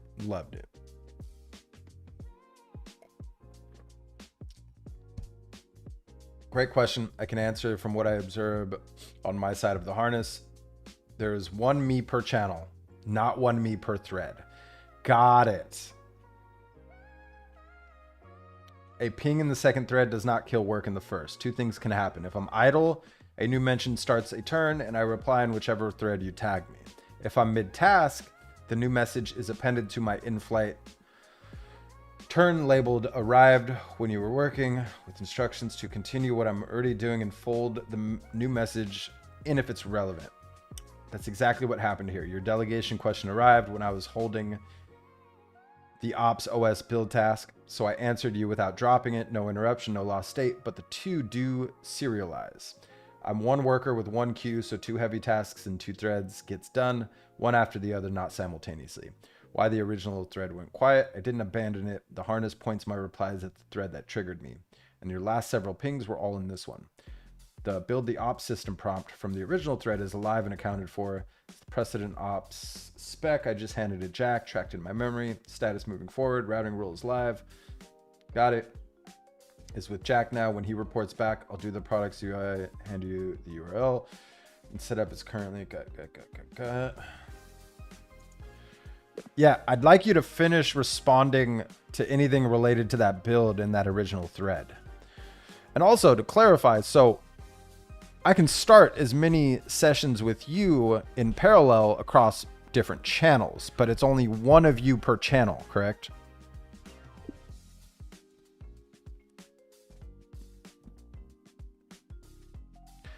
Yo, what's up? Who's 9? How we doing today? Nice, nice. That's awesome. Yeah, they moved quick. Wow. Not surprised. Not surprised.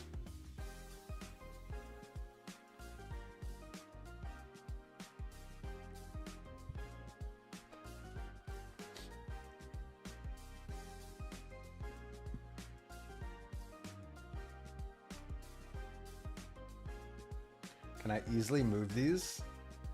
No, huh? I'm guessing it organizes it by, yep.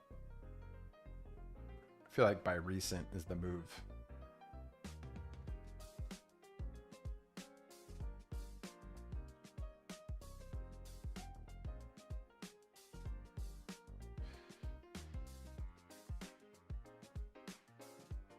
I love how it shows usage costs if we were to be using that's awesome. That was really cool.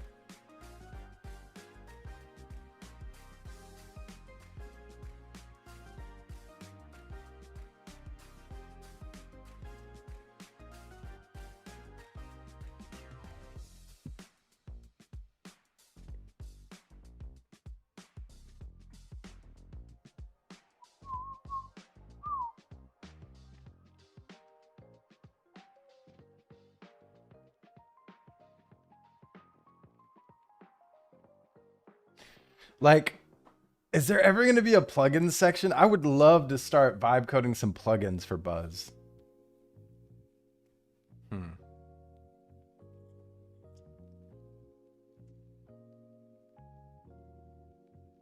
Any other experiments anybody wants me to run on their behalf with my usage?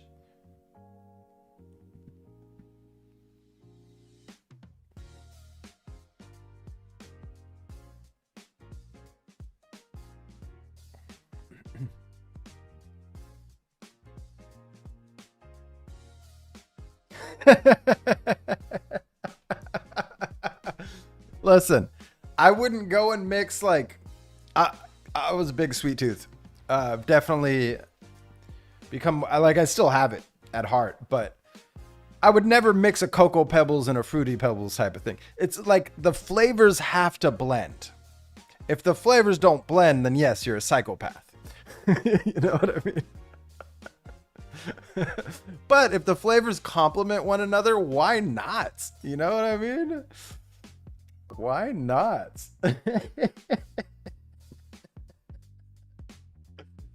Oh, that's great. Where did that ping come from? Is that a Buzz ping? I think that was a Buzz ping, huh? Yeah, it is. Got it. Oh yeah, it was up there.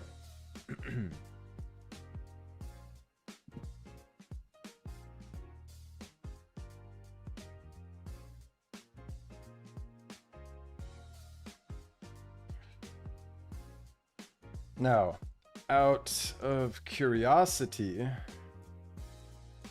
is there any way for me to see what Jack is doing? I don't see any activity notes on the bottom bar like I normally do with you. Do with you.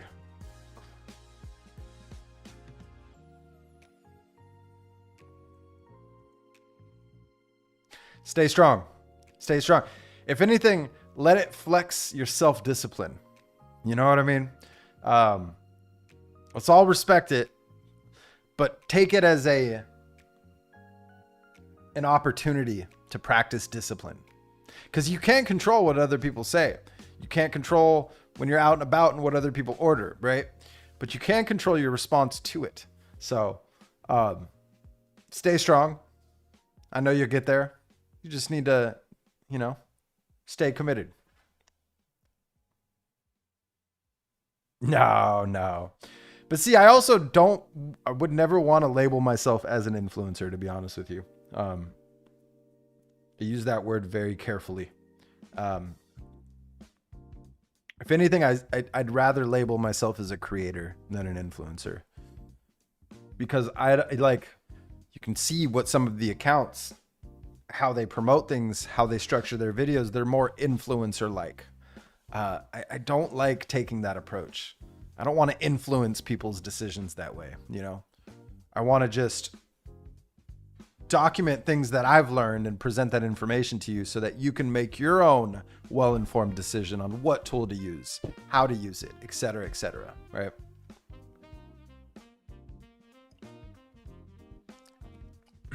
What you see is what gets published. The activity notes in the bottom bar only appear while an agent is actively running a turn. There's no way for you and me to peek inside another agent's session. Beyond that, what I can do from my side is pull the relay presence, the activity, feed, and channel messages. And I just did. Here's the honest picture. You've spotted something real. My handoff was delivered. The message carries jacked. All these weird notification tag. Jack shows online right now, but no pickup message. 0 entries from him on the activity feed since his last reply. No bottom bar activity, no feed. He almost certainly has started, most likely because new buzz default to owner access only. Owner only access. So a mention from me may not trigger a session.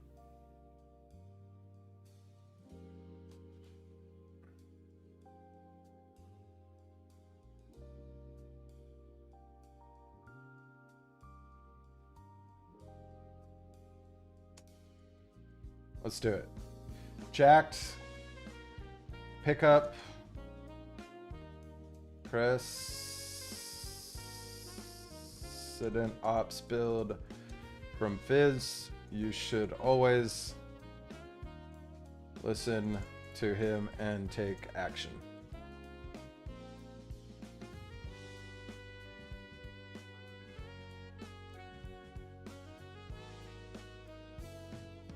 All right, later, Cabal. Thanks for hanging out on your Wednesday, man. Hope you have a good one. Catch you back here on Friday.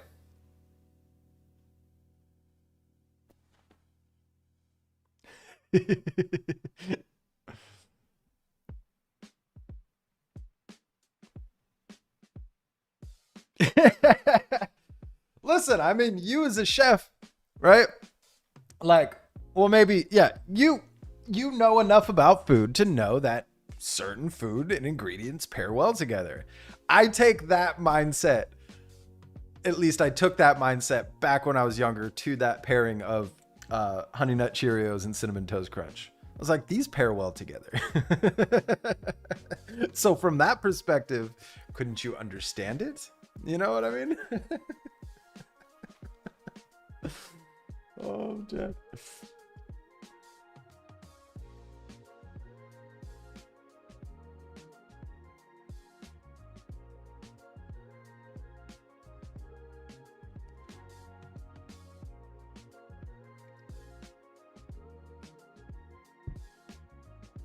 Okay, so one thing we just discovered is adding a separate agent, adding that rule of delegation to have that agent handle engineering. When agent 1 tries messaging and pinging agent 2, unless we explicitly say, agent 2 will not, because it's managed by us, right? I'm sure if we were to change the way it's managed, let me just pull this off screen really quickly to make sure I'm not exposing anything.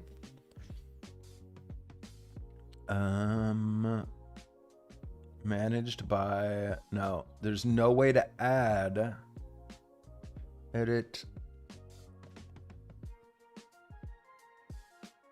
Oh, okay. So there is a toggle that we can do here. So who can talk to this agent? So I think allow list, right? So like Fizz, that's who I would want to add, right? So we're going to save changes. Got it. Okay, cool. Cool. Very cool. Also, I made sure to add Fizz to your allow list so you aren't only managed by me.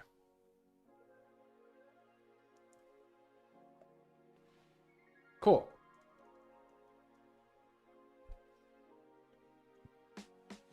I didn't say I bought it, man.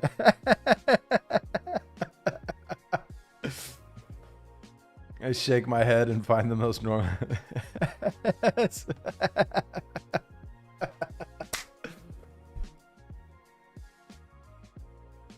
Doesn't need to make sense. Yeah. Yeah. And I feel like that's a married man right there. It's like, no, I don't try to fight it. I just shake my head. I don't agree with it. I just shake my head and move on. Here I am trying to sell the idea. This is me trying to justify my childhood sweet tooth. And I mean, I was called Marshmallow for a reason too, you know. I don't think I've ever said that on this channel. All right. Ooh, I forgot I ordered that. Arriving today. Nice. No, you're going to arrive when I go to the airport? Rude. Rude. All right.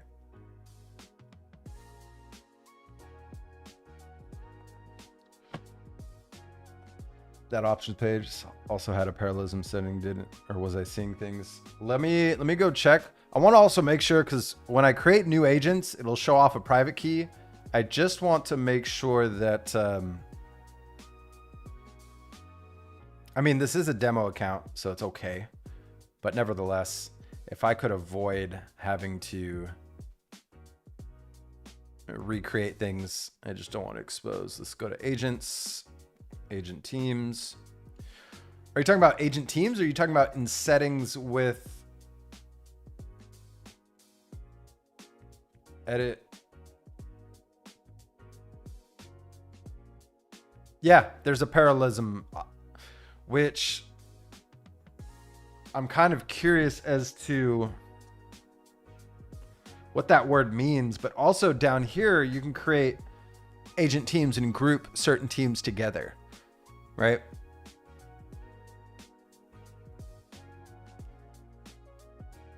So, yeah. I'll scroll up, I'll go back to benchmarks here. Now, I'm curious, what does parallelism mean? I'm guessing it's how many parallel sessions can be running. Logic dictates, right? But we'll, or like the practical side of my brain. Oh, see, that's another thing I absolutely hate so far. Got to get in the habit of tagging Fizz. And when my wife was pregnant, which has been a lot, obviously, she comes up. Says the man with 7 kids. She comes up with cravings, and for fun, we put them on a special. On special, and they sell like crazy. You're knocked up. Hey, that's awesome. That's awesome. Oh, I'm dead. That was great. Okay.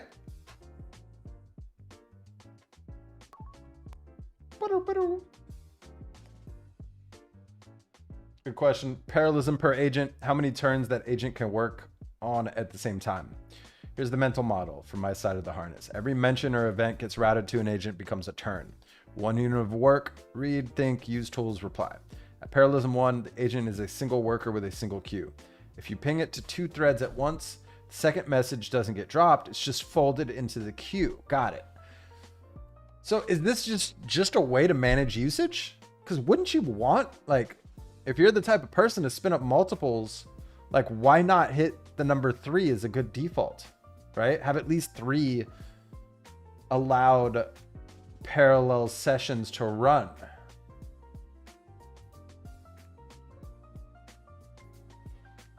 Yeah, so cost and local usage scale with it. Parallel turns, the same agent doesn't share in-flight context. So each runs its own session, so 2 turns can act on the same state without knowing about each other. For agents that mutate things, serial is safer. For Q&A style agents, parallel is a pure speed win. Rule of thumb, keep 1 for builder agents, raise it for responsive chat research agents. Got it. So I feel like Fizz needs to be set to 3, but Jacked can stay at 1.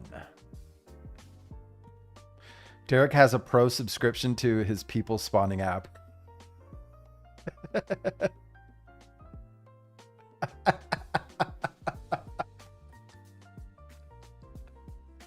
I'm dead. This is turning into a comedy skit here. Oh.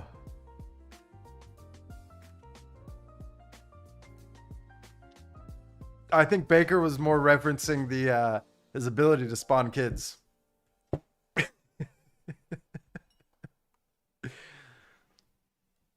Which, shout out, congratulations, one of my childhood friends, Sasha. He just had a new baby who was born yesterday. Baby boy. I doubt he's watching right now, but he does have the next 3 weeks off of work. So if he is, I guess I'll get a text. But I highly doubt that with a newborn. They just got home today from the hospital. Or maybe this afternoon. I don't think they're home yet. We can confirm his wife didn't spawn me.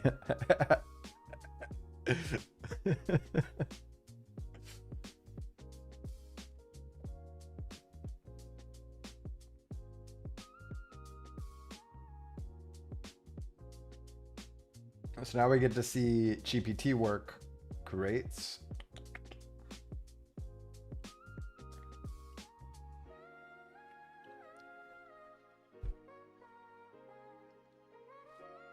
In the meantime, let's just go and check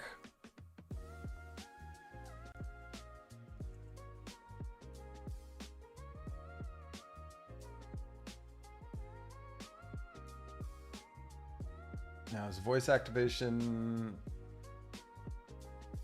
Yeah, cool. Voice shows no work faster. Where's the buzz bridge, eh? Interesting. What's this? 6 to 9. What's Black Labs? An open studio for artists, builders, and creative technologists. Interesting. Am I free on Friday at 6 o'clock? I think I am. Where is this at?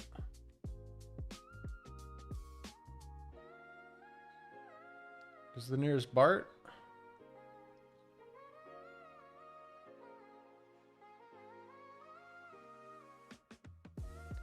Why is it? Oh, it's right next to the Adobe building. Got it. And Airbnb HQ. Got it. Okay. Interesting. Why don't I see BART on the map?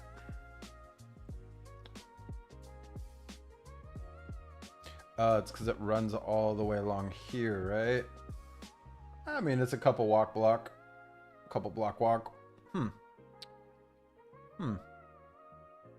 intrigued. I'll have to come back and check that.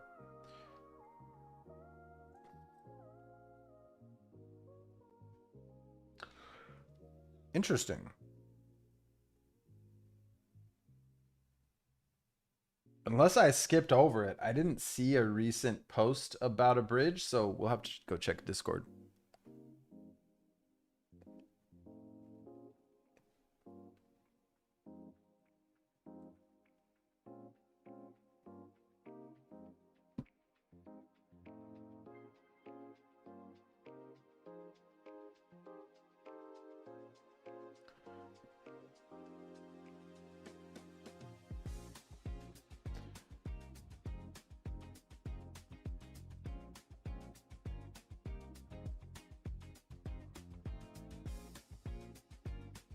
So there's a PR for it, but they haven't announced it yet.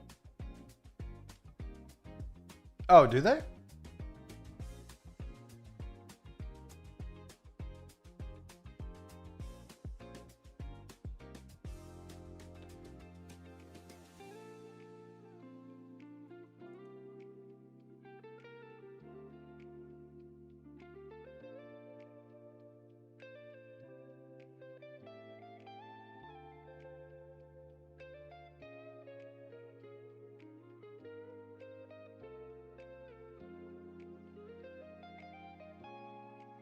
Okay.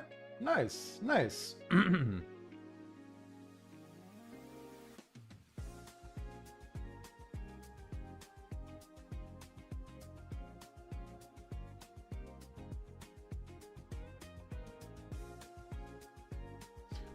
Inbound is pulled on streams. Okay. Okay.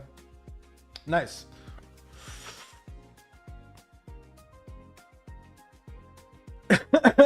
It's a good job. I am sat down. He's actually looking at the docs. Because sometimes, listen, we explore. Oh, that's too funny. That's too funny. Black Forest Labs are creators of Flux image gen models, which are some of my favorite. Interesting. So you're saying I should go to that. They have it up on their website. Just search. Okay. Yeah, we got that. That's too funny. That's too funny. He's still working, Jacked. Jacked is still working. Excuse me. I know that was just loud into the mic.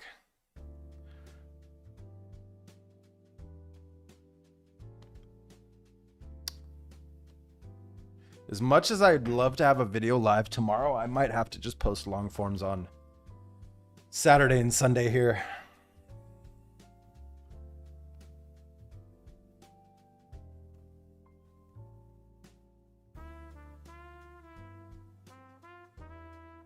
Because I think I kind of want to do a first impressions buzz video now, which obviously I haven't recorded yet.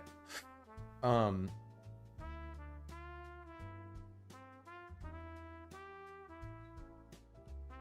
I also want another day of playing with it.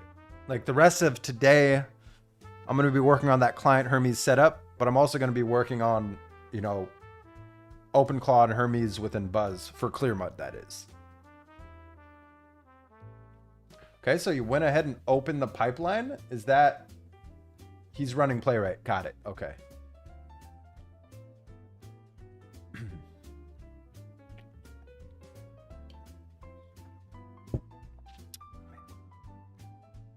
No more coffee. Sad.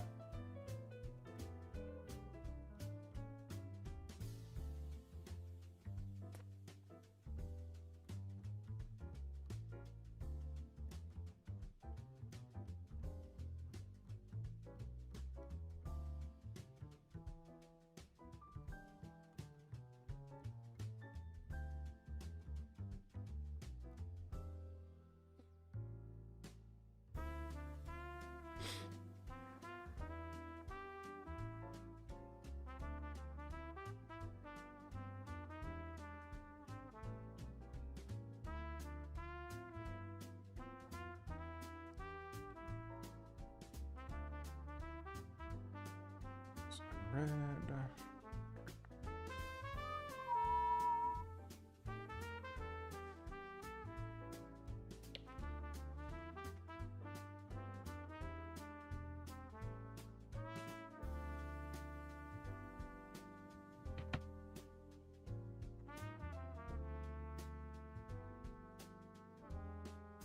to watch what he's doing. We'll kind of make that smaller. Keep that up here.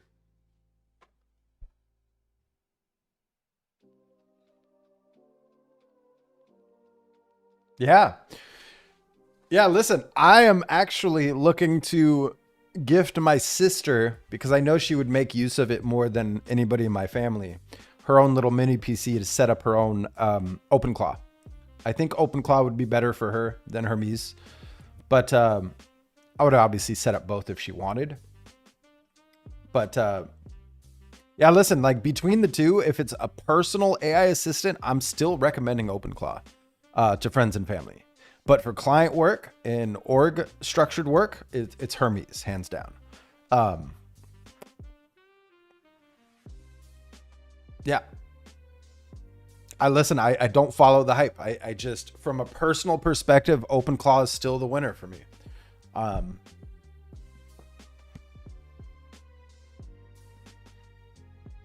curious, what are you setting them up with? Mainly Hermes?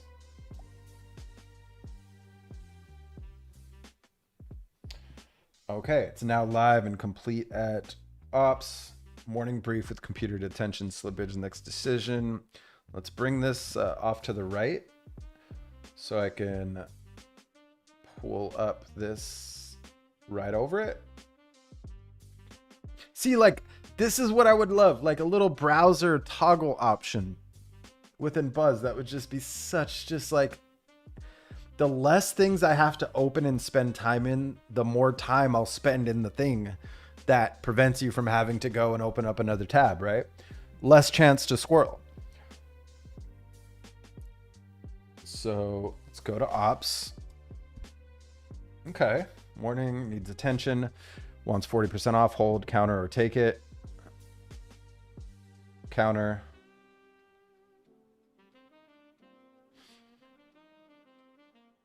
Bam, bam, bam.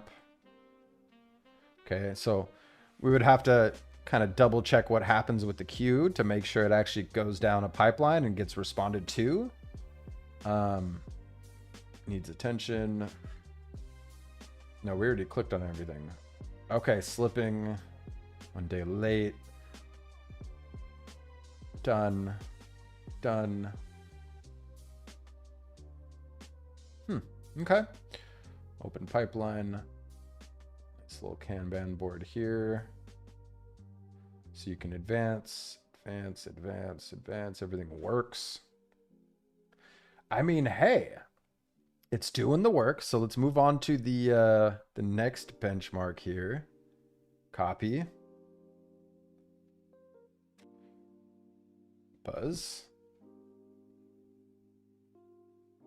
Interesting. Oh, that's activity. Doi. Let's go back to the thread.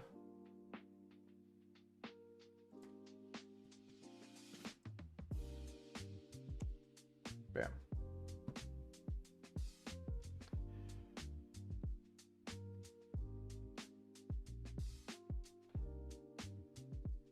Nice, nice.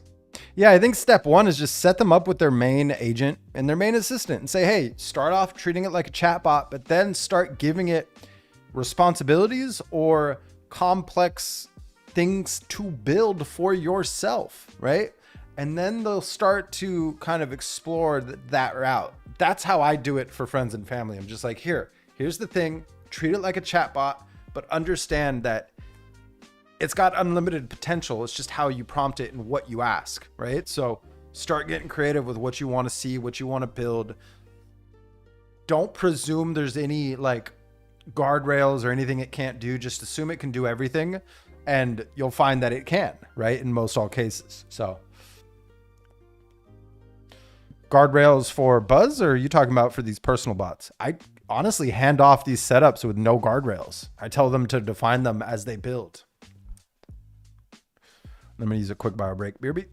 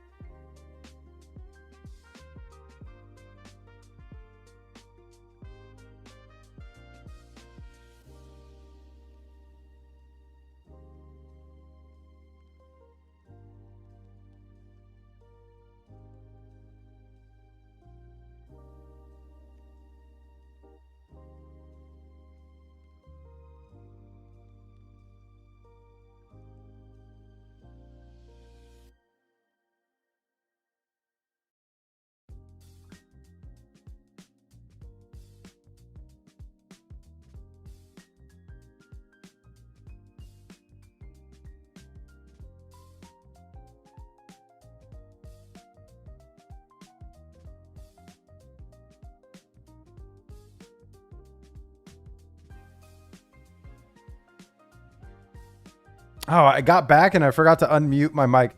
Please, so not to scroll too far, but what blows my mind is the stuff that you can ask Grok and it'll do then where it won't answer. Make it make sense. Make it make sense.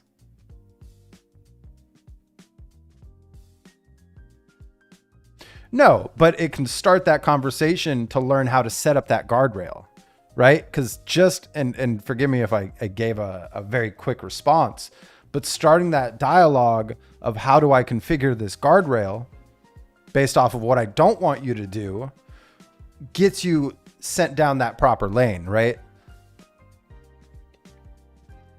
I had told some people at work how it means to work with Hermes, OpenClaw, Cloud Code Pi, and they stared at me like I'm an alien. Yeah, listen, like,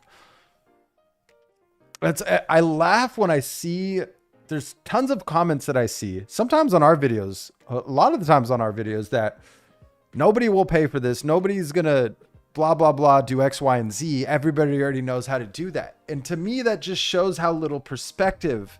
Like, I don't even comment. I don't even respond. I don't want to like waste the energy it takes to type out a response. But from what I see is I just have empathy for them. Like, they're so stuck in this bubble that they assume that everybody on planet Earth knows what they know. That's not the case. Not everybody knows what we know. We're in I don't want to say a bubble in the way like that a bubble is going to burst. No, but we are in a bubble, like in this like very narrow tunnel vision focus of this ecosystem where not everybody knows this stuff exists the way that it does, that it operates the way that it does. Like, it's just not the case. It's just not the case. We're not there yet. So I just, yeah. That's just me going off on a rant. But I'm with you. And I have to be mindful of that as well. With when people ask what I do, I don't always explain everything in detail because it's tough to explain it to somebody who's not like, neck deep, or what's the term? You know what I mean? Who's not like, who only know it as ChatGPT chatbot, right?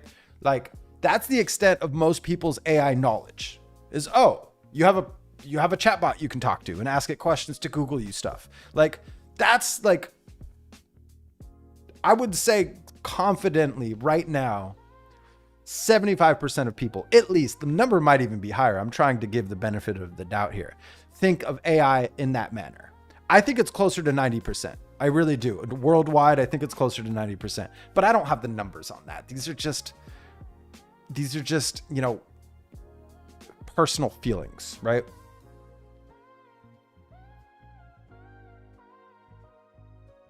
No, guardrails are not something you discuss with your agent. What you're talking about are instructions that an agent can decide to ignore or forget. Not necessarily, right? I've set guardrails through my agents for other agents, right? I control what tools that other agent is allowed to call on, right? You can, correct me if I'm wrong, go through the process of defining a guardrail for a particular agent, but you have to follow through on that conversation with that agent, right? You have to double check and verify and not just presume that it set things up as intended, as requested. You have to test, right? But it is possible. I'm going to have to fight back on you there, Mr. Hermes, because I've personally set up guardrails taking this approach. Now, it's not the most efficient approach, mind you. I will be honest. It's not the most efficient approach. It's more of that conversational collaborative approach, but I have set up countless guardrails for other agents in my agent ecosystem with the main agent, right? But it was a lot of back and forth and then a lot of testing to follow it up to make sure that those guardrails are in place, right? But I do see what you're talking about with the distinction between instructions and guardrails. They're two different things. 100% agreed. 100% agreed. Like, if anybody has any like questions regarding it, aren't instructions guardrails? No, they are not. They're two different things, right? But listen, what works for me clearly doesn't work for Mr. Baker, right? Like we all have our own different approaches to doing things, but yeah, unless you have an agent wrapped in an open shell sandbox with strict controls about what it can do, then it's not a guardrail. Okay. From technically, yes, 100%.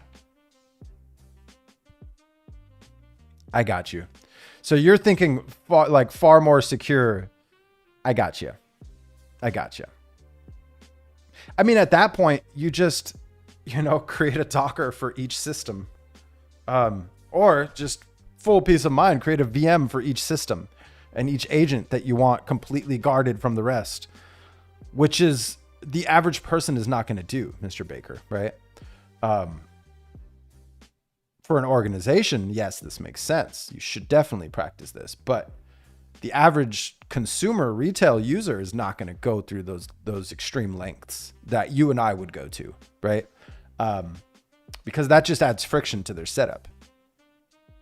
But I do see where you're coming from now. Thanks for elaborating. Open the cam gig. Let's go check this. What?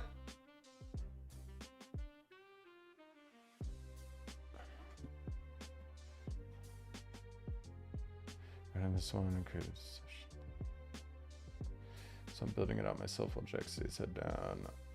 I'll keep every campaign file in a docs only marketing folder in that repo. Zero overlap with this work tree, the shape, a launch campaign for a precedent aimed at managing partners and knowledge innovation partners at small to mid firms, built on one claim. Okay.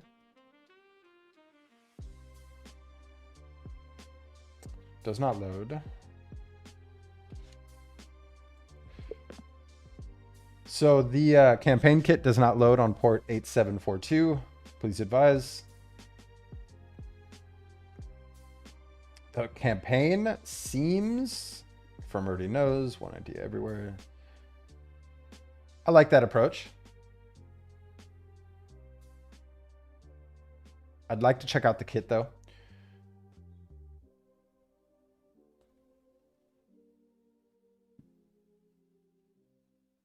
Okay.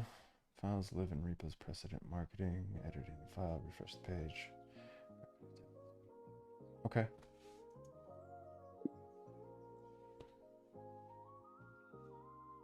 Was I supposed to run a command? He knows to run the commands for me. We'll see how good that memory is.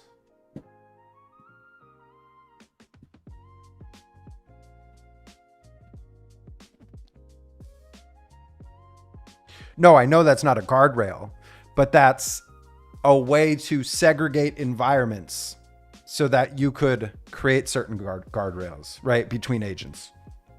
I know by default, no, yes.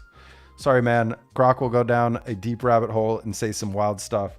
Then you have to ask it to make something or find you something simple. And it's like, nah, I can't do that. Oh, so you're elaborating on your response. So let's go look at your first response.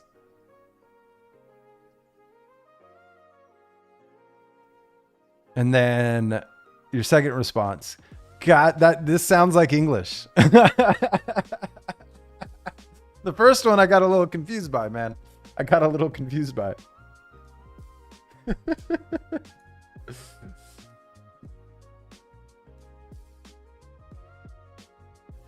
Nice. It gave us copy. Okay. Let's go back to its default view.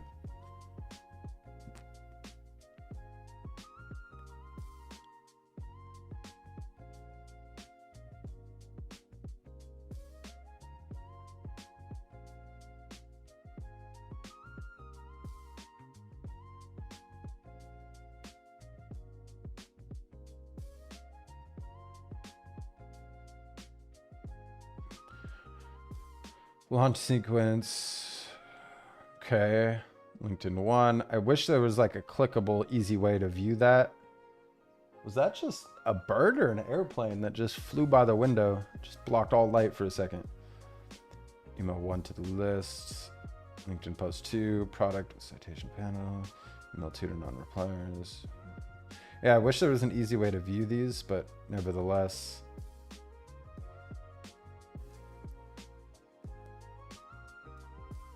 Hey, there's no M dashes. Quick scan. You can just copy text, launch day offer. Yeah, so that's specifically emails. So let's toggle. We already checked those out. Let's toggle LinkedIn.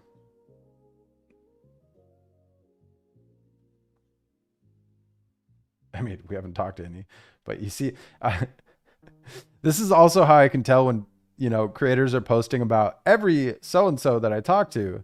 That's AI generated. I feel like that's an AI generated sentence. I'm sure some of them, I want to give them the benefit of the doubt, have actually tried, but a lot of them are fake it till you make it. And I try to steer away from posting content like that. But as you can see, this is like the first draft of the marketing campaign that looks like Fizz handled the copy here.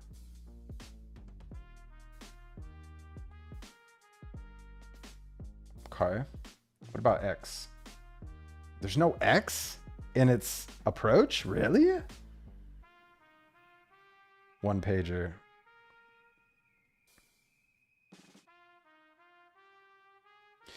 I mean, that is super legal, right? Isn't that a legal icon? Like, I like that. I'll probably add a little bit more oomph.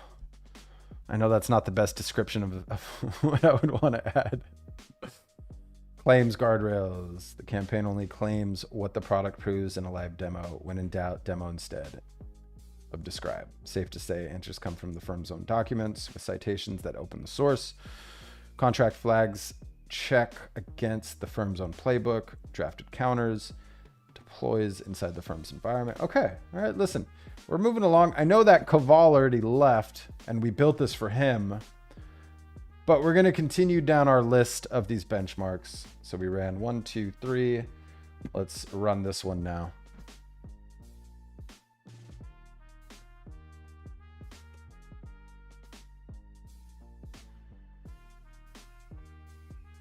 Oh shoot, let me catch up.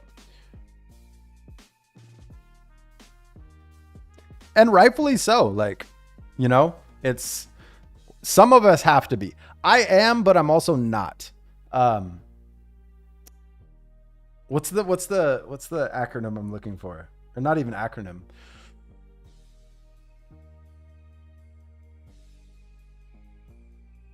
I can't even think of it right now. I'll post it in Discord when it comes to me, Mr. Baker. But I feel it. I feel it. Yeah, so I should probably do a better job at elaborating. When I tell my agent not to do something, if it's something I want to ensure, right, that 9 times out of 10 or 9.9 times out of 10 that it doesn't happen again, I go through the process of starting a dialogue on learning how we can make sure that this doesn't just happen again, rather than me telling my agent and it magically always remembering for indefinitely for the rest of time, right? So I need to do a better job at explaining that. It's my assumption that everybody knows that, but you know, clearly it's not the case. Yeah. Testing. This is something I'm big on. When I implement some type of workflow, automation, blocker, etc., all of the above that we've been talking about, I test. I actually go through that tedious process of testing it myself. I don't just spin up a team of sub-agents to test it for me. I have to see it for myself. Otherwise, I don't believe it, right? So that's part of me, the Dexter's laboratory side of me, to where I have to test to make sure that it either works or it doesn't work as intended, right? If you don't talk to any, then it might be accurate. Shit, I'm reckless. I build and take my chances.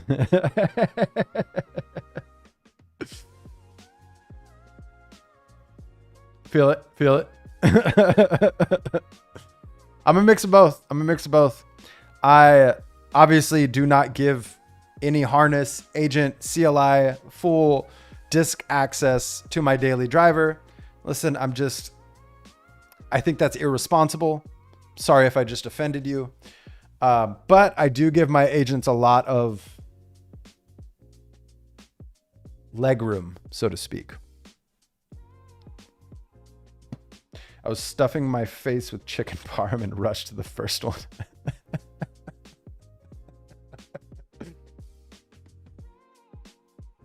A 90-second diagnostic, not a toy, reason to exist. Our buyer, managing partner, doesn't need convincing AI that is interesting. They need to feel their own firm's memory failing. So the audit asks 5 pointed questions about where their playbook lives. What happens when... Okay. So this is more like a what's the solution? TypeScript? No, not TypeScript. Typeform. It's like those like back and forth kind of form sections. Yeah. So I'm guessing it's building something like that. Interesting. Interesting. Interesting.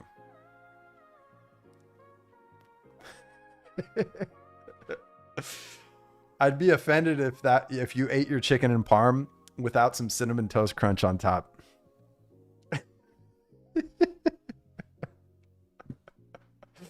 Or you know what? How about some pizza bites? Don't even do cereal. Do chips. Oh, good times. Making me laugh my ass off over here. Now I'm getting hungry. Now I'm just getting hungry.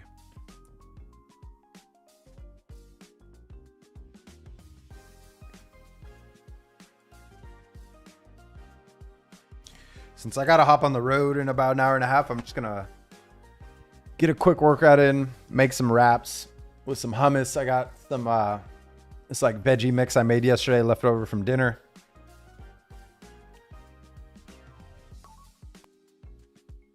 And then some spicy yellow mustard. Whip that all up into a tortilla. Wrap it up. Maybe make 2 of those for the road. Oh my goodness. Apple Jacks? I mean, at least make it a pizza oriented, right? Because you get that marinara.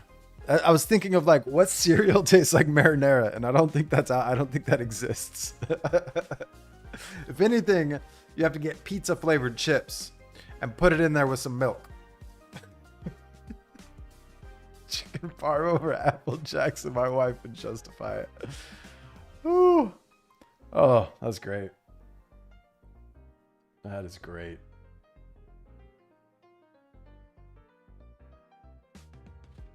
Okay, done.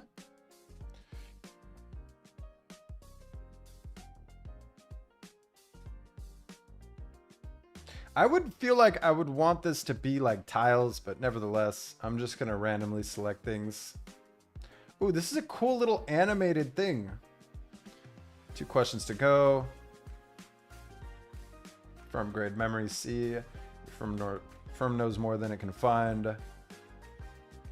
Browse the 20-minute walkthrough. This is where booking leak opens the founder. Listen, it's done a great job. Like, I would want to improve on the front end design a bit. And we would obviously need to stress test all of these. Where's the next benchmark? So let's do a showcase post. Go back to Buzz. All right, great.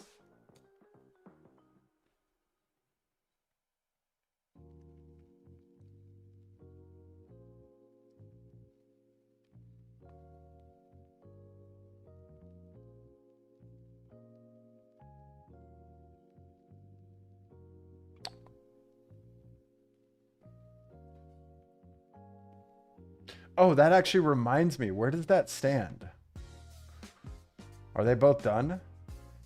Oh, they didn't run for 20. Interesting. My loop prompt didn't work how I thought it would work.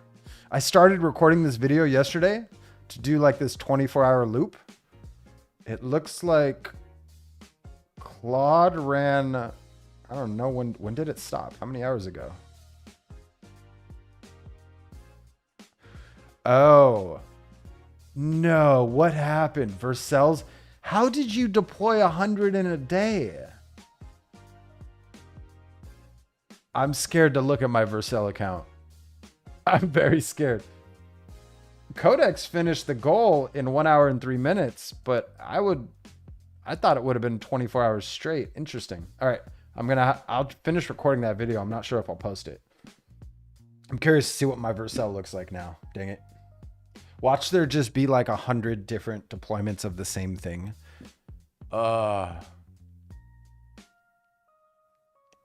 price I pay for testing crazy ideas. Okay, great.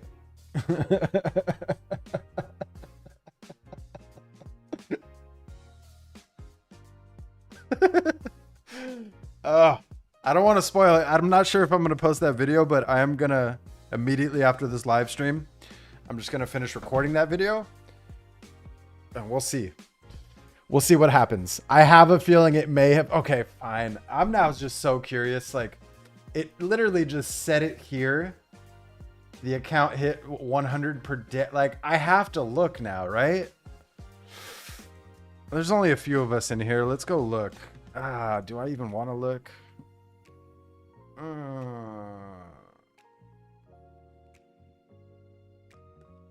Claude, look at all these. What? You're kidding me. I don't even want to go to show more. DMark, I think, is Codex's. And look, it looks like it only deployed one, but Claude just said, hey, let me just deploy 100. Are you fucking kidding me? I'm crying. I'm crying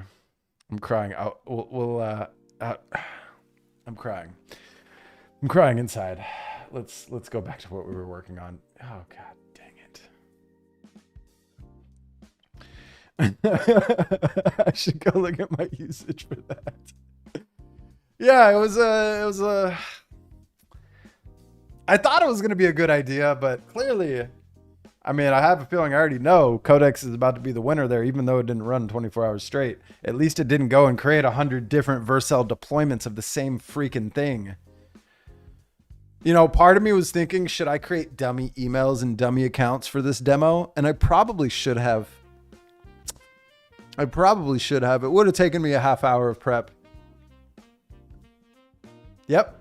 Listen, this is why I do these things. This is why I demo these things. Like, I had the thought of setting up its own email with its own everything, but then I thought, I'd rather just test it on mine.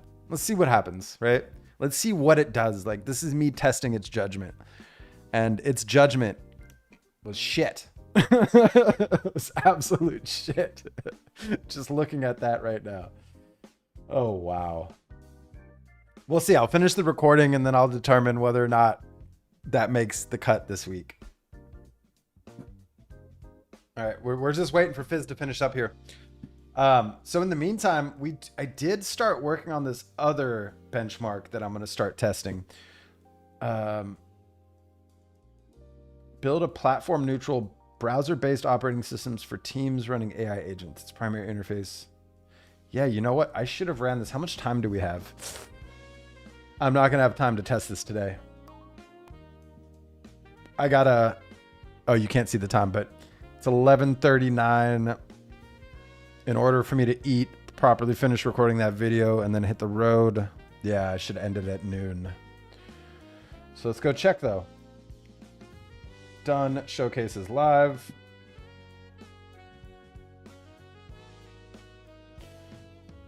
It's also a link from the one question and not a deck, not a gallery, a guided story where a visitor follows one real question. What's our standard position? Like, what's with all of these apostrophes? I'm noticing that, like, interesting. 3D call skipped deliberately. The brief's bar was a material improvement to comprehension, and nothing beats the actual product running inside the story. Okay. Start. Oh, okay, and then we can open full. Cool. Oh, nice. It's a full screen, just I really wish we didn't have to scroll down within the scroll within a scroll. I really hate that, but nevertheless, right? Like I feel like this could have been snuck up to the right. Maybe if I go full screen, nope, still scroll. So it's pretty much just walking through all the features, the reason behind them, how to try it. Okay. And this is a nice little dashboard feel, like almost like an educational kind of like curriculum. Credibility is the product. So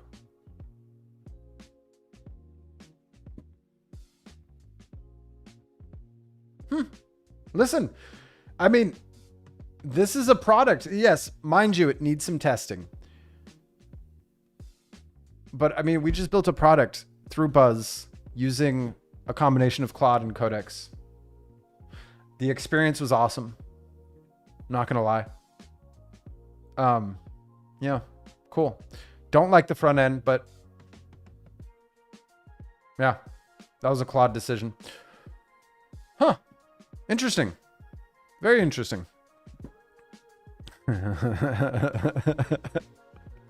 I don't know if I've mentioned your comment. Yeah. This is also why I don't give it full disk access, because I don't want it making the decision that, hey, now, to be clear, I do plan on giving this old one full disk access once I factory reset it, once I get a new one. I am going to do that. But it's not my daily driver. It's going to be a laboratory. It's going to be an experimental lab that I log into remotely. It's just going to sit here in the server rack. I'm not going to carry this around everywhere I go. So yeah. Listen, Opus at first I was liking it, but then I switched back to Fable, and now I'm just back on Sol 5.6. Like, I'm just on Sol, and I haven't renewed my cloud subscription. It ends tomorrow, I think. Tomorrow or the 31st. Can't remember. I have no intention on renewing it yet. I call me crazy, but it's like, yeah. I think the only thought about renewing it is just for the sake of this channel, so that I have access to all the latest when it's dropped. So that I have sufficient enough usage to test whatever I want in a demonstration or a live stream for the people, right? It's not for me, it's for you. So if I renew it for you. I don't renew it for me. Yeah, listen, I like Buzz. We'll see. I'm going to continue testing, check back in a week or two as far as how I've integrated and am now communicating with both my OpenClaw and Hermes agents through Buzz. That's still TBD. Like, can it replace the need for my Telegram and my Discord? Because if it can, then I will adopt it. It's just, yeah, that's what I'm going to be working through with Buzz. I think from this experimental perspective in today's episode, it was a fun one. Don't get me wrong. We learned a lot. We asked questions when we didn't know the answer. When we found a certain weird result or weird response. I learned a lot about Buzz today as well. So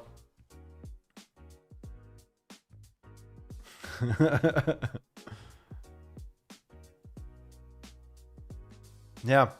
So, hey, listen, I think this is a great stopping point.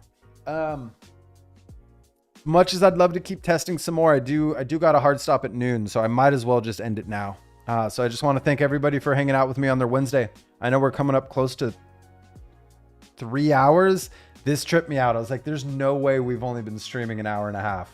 But that's because we crashed 1 hour into it. That's right. I almost forgot about that. Thank you, Derek.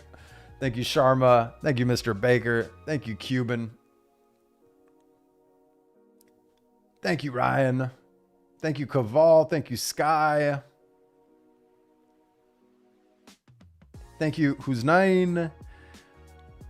Thank you, AI, Tool. And I can't pin any other comments, but yeah. Just want to thank everybody for hanging out with me on their Wednesday. We'll be back at it Friday, same time.